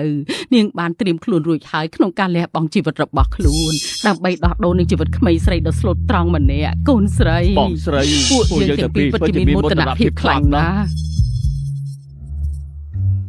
អាឡូ អ្នកនាងស៊ូម៉ងមែនទេ គឺខ្ញុំលោកជាអ្នកណា ខ្ញុំហាងផ្ដល់សេវាកម្មរៀបចំប័ណ្ណសពលំដាប់ប្រណិតមួយខ្ញុំមើលប័ណ្ណសម្ភារកញ្ញាហើយហាងជើងសម្រាប់ផ្ដល់ជូនកញ្ចប់សេវា VIP ជូនដល់កញ្ញាមួយឈុតសំសួរពីណាកញ្ញាទំនេរអាចមកពិភាក្សាគ្នា លោកនិ បាន យាយស្អីហ្នឹង បើកញ្ញាព្រមស្លៀកឈុតហាងជើងដើម្បីថតវីដេអូខ្លីផ្សព្វផ្សាយគឺជាការល្អណាស់ ខ្ញុំមិនត្រូវការទេមនុស្សឈួតទេដឹងអ្នកណាគេ សួស្តីពួកយើងខំមកពីសេវាកម្មជូនដ្ឋាននៅក្រុងជាឆឹងសំសួរកញ្ញាស៊ូម៉ងមែនទេ មែនគឺខ្ញុំ យើងមករៀបចំភ្នំប្រណិតមួយប្លង់ជាប់ភ្នំនិងមានទឹកព័ទ្ធជុំវិញតើផ្លាភ្នំអ្នកនាងចង់សរសេរពីអ្វីដែរ ពួកនេះហួសហេតុមែន ខ្លាចខ្ញុំមិនស្លាប់មែនទេរៀបចំអ៊ុនសពឲ្យខ្ញុំមែនទេបញ្ចុះរឿងបោជាខ្ញុំចាំមិនអត់ទៅ និយាយស្អីនឹង លោកគ្រូពេទ្យចាង ហួសថ្ងៃមកពិនិត្យសុខភាពមិនក៏នាងមិនតាន់មកទៀត លោកគ្រូពេទ្យចាងទោះជាពីនិនក៏ខ្ញុំនៅតែរួមមិនបានយូរហេតុអីត្រូវខាត់ពេលទៅពីនិន តាមខ្ញុំដឹងវ័យរបស់នាងនេះការជំងឺនេះប៉ះទៅកិច្ចផ្លូវចិត្តខ្លាំងតែមិនអាចបានមកព្យាបាលទេប្រហែលថ្ងៃមុនមានអ្នកជំងឺដូចនាងឈ្មោះដូចនាងអញ្ចឹងតាមពិតនាងរកបានតែមួយខែទៀតប៉ុណ្ណោះតែក្រោយព្យាបាលឥឡូវនាងអាចរកបានកន្លះឆ្នាំ ឈ្មោះនេះដូចគ្នាបេះដាក់នឹងឈ្មោះរបស់ខ្ញុំតែបានលោកគ្រូពេទ្យចាងខ្ញុំយល់ហើយអញ្ចឹងចាំពេលខ្ញុំទំនេរខ្ញុំទៅរកលោក សម្លាញ់កាត់អីទៀតហើយមែនទេមិត្តភក្តិដែលនៅជួយការពីលើកមុនគឺជារឿងខ្លួនឯងមែនទេមើលតាមស្ថានភាពនៅពេលនេះស្រីដែលស្រឡាញ់គឺជាពុនស្រីឯងពិតមែនឬមួយក៏អត់ មិនមែនទេ អញ្ចឹងគឺល្អហើយចុះហេតុអីនៅធ្វើមិនសប្បាយចិត្ត សារភាពហើយតែត្រូវបដិសេធ មិនអាចទេក៏មកបោកជើងអីមុខមាត់រូបរាងសង្ហាដូចជាឯងថែមទាំងជាកូនអ្នកមានទៀតប្រាប់ចុះណាខ្ញុំកាត់មកជាប្រុសទេបើកាត់មកជាស្រីគឺតាមញ៉ាឯងបាត់ហើយបើពិតជាស្រឡាញ់នឹងមែន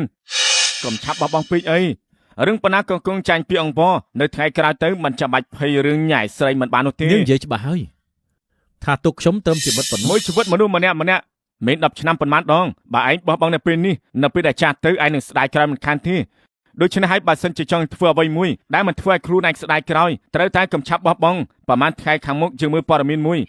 នៅក្រុងជ័យឈឹងនេះមាននារីក្លាហានម្នាក់ជួយសង្គ្រោះជីវិតគេតែនាងបែរជាកើតមហារាជសពពីវេលារួមមិនបានជួននោះទេសូម្បីតែមនុស្សដូចជានាងក៏នៅតែជំនះភាពលំបាកបានហើយចុះឯងហេតុអីក៏ជំនះមិនបាន ជានារីម្នាក់ណាទៅ មានមនុស្សទៅជីកកាយព័ត៌មានពីនារីម្នាក់នោះមកឮថានាងគឺជាបុគ្គលិកក្រុមហ៊ុនឯងទៀត គឺស៊ូម៉ងម៉ង ត្រូវគឺឈ្មោះនឹងហើយ ឯងនិយាយថាម៉េច ចាំបាច់ផ្ញើផ្អើលមកលេ សូស៊ីយានបើសិនជាខ្ញុំនិយាយថាបើសិនជាមានថ្ងៃមួយលោកស្រាប់តែរកខ្ញុំមិនឃើញតើលោកនឹងកើតទុកខ្លះទេ ឯណាព័ត៌មាននោះយកឲ្យយើងមើលបន្តិចមើល អរគុណពួកយើងនឹងព្យាយាមរឹងមាំ ត្រូវហើយនេះជាការផ្សាយរបស់ខ្ញុំជាម្ដាយបង្កើតរបស់ស៊ូម៉ងម៉ងវីរៈនារីនៅក្រុងយៀនឆឹង អរគុណអ្នកទាំងអស់គ្នាអរគុណដែលគាំទ្របងស្រីខ្ញុំ និយាយតាមត្រង់ចុះដើម្បីព្យាបាលចាក់គីមីឲ្យនាងប្រាក់សន្សំនៅផ្ទះពួកយើងជិតចាយអស់ទៅហើយតែមិនថាលំបាកប៉ុណ្ណាឲ្យតែមានក្តីសង្ឃឹមសេះសល់តែបន្តិចក៏ពួកយើងមិនបោះបង់ដែរមកកាយមកទីនេះឡាយផ្សព្វផ្សាយបោកប្រាស់មហាជនចង់ល្បីដោយការបំពុលសង្គមមើលតាមសមត្ថភាពខួរក្បាលអ្នកទាំងពីរ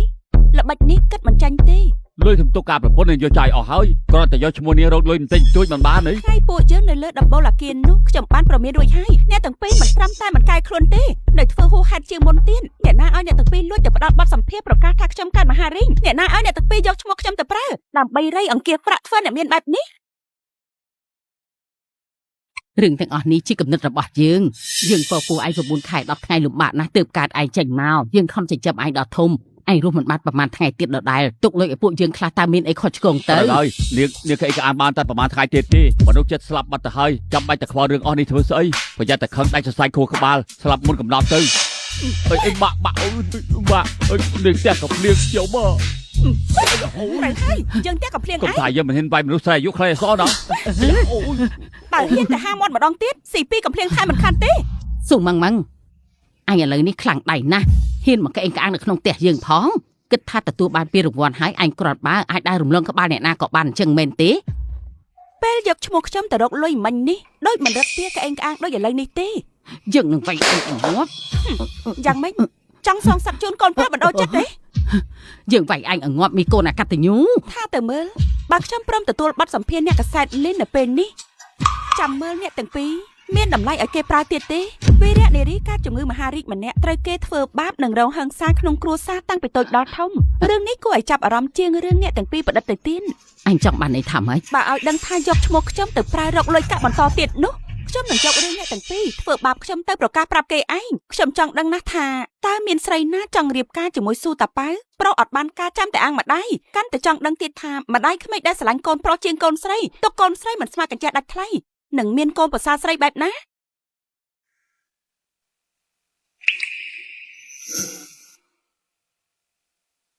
ខ្ញុំធ្លាប់ស៊ូទ្រាំនឹងការមើលងាយធ្វើបាបចង់ចេញពីទីនេះមកជាយូរហើយតែថ្ងៃនេះដល់ពេលត្រូវចាក់ចេញបែរជាមិនអាចអាឡ័យទៅវិញ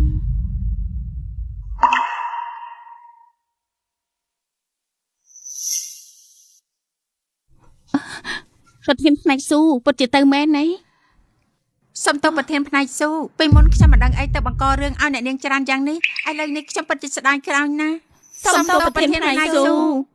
មិនបាច់សុំទោសទេ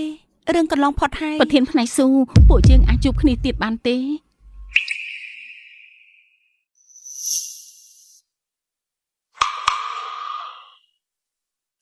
គឺនាងទៀតថៃយើងធ្លាក់ខ្លួនមកធ្វើការបែបនេះគឺដោយសារតានាងហ្នឹង ជាណានាងធ្វើអាក្រក់ច្រើនណាស់ការដែលនាងធ្លាក់ខ្លួនដល់ចំណុចនេះគឺដោយសារទង្វើពីមុនរបស់នាង ត្រូវហើយយើងបំផ្លាញឯងមិនបានសម្រេចតែទេវតាមិនឈប់អាប់ដៃមើលឡើយចុងក្រោយអ្នកដែលត្រូវសាច់គឺយើងដដែលឯងឡើងជាប្រធានចាត់ការទូទៅអ្នកប្រុសចូលចិត្តតាយ៉ាងម៉េចបើគេដឹងរឿងថានាងឈឺគេច្បាស់ជាទាត់នាងចោលមិនខាន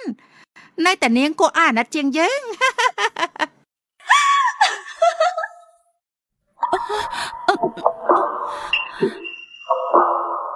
មិនក៏លោកមកទីនេះ បងមកយឺតពេលបងដឹងរឿងអស់ហើយបងនឹងជូនអូនទៅពេទ្យភ្លាមតោះ នាងកាត់មហារាជដំណាក់កាលចុងក្រោយគ្មានអ្នកណាព្យាបាលជានោះទេ នាងបិទមាត់ទៅ សុកចិត្តបោកអារម្មណ៍ខ្លួនឯងដើម្បីរស់នៅក្បែរស្រីចិត្តស្លាប់បែបនេះមើលទៅឈួតអស់ហើយ ទោះជារស់នៅជាមួយគ្នាបានតែប្រហែលថ្ងៃទៀតក៏នៅមានតម្លៃជាងនៅជាមួយអ្នកផ្សេងដែរបងមិនចង់ស្ដាយក្រោយទេ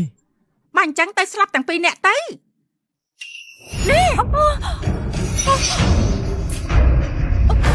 មិនមែនខ្ញុំទេមិនមែនខ្ញុំទេ មានរឿងអីហ្នឹងហ៎អ្នកប្រុសមិនអីទេហ៎ លោកចាំមកកុំអភ័យខ្ញុំណា ឃើញទេនាងនៅតែបារម្ភពីខ្ញុំ លោកឈួតមែនទេនៅមកនិយាយលេងទៀត ចាប់ស្រីម្នាក់នេះទៅដាក់ពេទ្យឈួតទៅ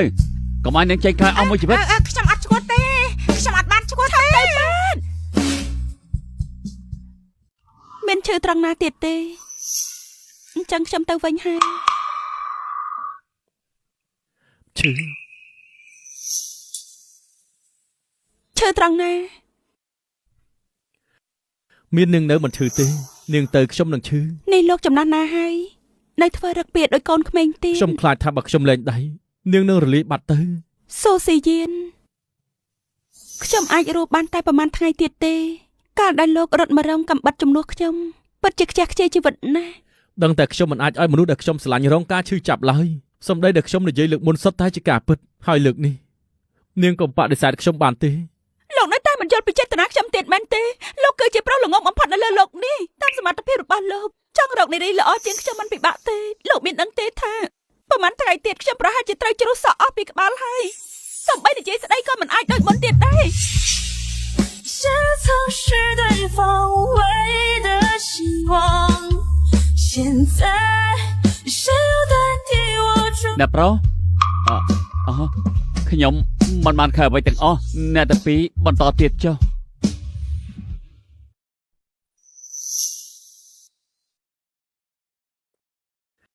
អូនត្រូវជឿបងជឿជាក់លើស្នេហាពួកយើងមិនថាថ្ងៃក្រោយមានរឿងអីកើតឡើងយើងនឹងឆ្លងកាត់ជាមួយគ្នាអូនត្រូវតែសន្យានឹងបងត្រូវតែព្យាបាលជឿបងនឹងរកវិធីព្យាបាលអូនឲ្យជានៅមានរឿងសំខាន់មួយទៀតដាច់ខាតមិនឲ្យនិយាយថាមិនស្រឡាញ់បងទេ បានថាម៉េចខ្ញុំមិនបានជឿអីទេ បើតាមមើលលិខិតពិនិត្យក្នុងខួរក្បាលអ្នកនាងមិនមានដុំសាច់ទេ ក៏ប៉ុន្តែលើកមុនគឺលោកគ្រូប៉ែនដែលយករបាយការណ៍ពិនិត្យសុខភាពឲ្យខ្ញុំមើលប្រាប់ខ្ញុំថាជាមហារាជខួរក្បាលដំណាក់កាលចុងក្រោយ ឬមួយការធ្វើរោគវិនិច្ឆ័យនេះខុសទេដឹង គឺអាចទៅរួចដែរតំណងជាធ្វើ scan ខួរក្បាលកាលពីលើកមុនមានបញ្ហាច្រឡំគ្នា ម៉ងពីលថត scan ខួរក្បាលម៉ងបានហើយខ្ញុំអញ្ចឹងតើបានជាកលានុបដ្ឋាយិកានោះរੂរាយរាក់ទាក់ខ្ញុំយ៉ាងនេះថែមទាំងហៅខ្ញុំថាម៉ង លោកគ្រូពេទ្យហេតុអីកម្រិត HCG របស់នាងឡើងខ្ពស់ម្ល៉េះឃើញថាកម្រិតស្តង់ដារគឺត្រឹម0ដល់5ប៉ុណ្ណោះលោកគ្រូពេទ្យជួយពិនិត្យបន្តិចបានទេ ចូលរួមត្រេកអរផង បានន័យថាម៉េចលោកគ្រូប៉ែតចាងនិយាយឲ្យត្រង់មកពួកយើងទទួលយកបានទាំងអស់ នេះមានផ្ទៃពោះហើយ មិនបានកើតមកហើយបែរជាមានកូនទៅវិញជួយក្តីខ្ញុំបន្តិចមើលខ្ញុំយល់សពមែនទេអូយយ បញ្ជាក់រួចហើយនេះជាការពិត អាឡូ កញ្ញាស៊ូខ្ញុំជាអ្នកកសែតលើកមុនពួកយើងធ្លាប់ជួបគ្នានៅពេទ្យខាងស្ថានីយ៍ពួកយើងចង់រៀបចំចាប់ផ្សាយជាលើកចុងក្រោយមុនពេលកញ្ញាលាចាក់លោកសង្ឃឹមថាកញ្ញាផ្ដល់កិត្តិយសចូលរួមចំណាយរឿងប្រាក់កម្ មិន រៃ ត្រូវការទេខ្ញុំនឹងចូលរួម ចឹងល្អណាស់ខ្ញុំនឹងផ្ញើពេលវេលានិងទីតាំងឲ្យកញ្ញា ពួកគេចង់សម្ភារអូនមែនទេ ជ្រុលជាទេវតាផ្ដល់ឱកាសលើកទី2ឲ្យទៅហើយពួកបញ្ញាក្អែកដែលសេះសល់ត្រូវតែកម្ចាត់ឲ្យស្អាត សួស្តីប្រិយមិត្តគ្រប់គ្នាបន្ទាប់ពីកម្មវិធីលើកមុនបានចាប់ផ្សាយតាមដែលខ្ញុំដឹងមានសប្បុរសជនជាច្រើនអ្នកបានផ្ញើជំនួយដល់កញ្ញាស៊ូមិនដាច់ឡើយនេះជានិមិត្តរូបឥទ្ធិពលប្រព័ន្ធផ្សព្វផ្សាយនិងកម្លាំងសាមគ្គីរួមកញ្ញាស៊ូសូមសួរថាជីវិតប្រចាំថ្ងៃរបស់កញ្ញាមានប្រែប្រួលអ្វីខ្លះក្រៅពីការចុះផ្សាយពីកញ្ញា និយាយដល់រឿងនេះវាពិតជាមានការប្រែប្រួលខ្លាំងមែន អញ្ចឹងជួយចែករំលែកបន្តិចមក តាមពិតទៅជំងឺរបស់ខ្ញុំគឺជាការយល់ច្រឡំតែអ្នកសារព័ត៌មានគ្មានវិជ្ជាជីវៈមួយចំនួនមិនចោះស្រាវជ្រាវព័ត៌មានឲ្យច្បាស់បែរជានាំគ្នាសរសេរព័ត៌មានមិនពិតឡើងដើម្បីចង់បានការតាក់ទាញនឹងចំនួនអ្នកទស្សនាត្រង់នេះបង្កភាពរំខានដល់ជីវិតរស់នៅប្រចាំថ្ងៃខ្ញុំណាស់អ្នកកសែតលីននាងគិតយ៉ាងម៉េចដែរ ខ្ញុំ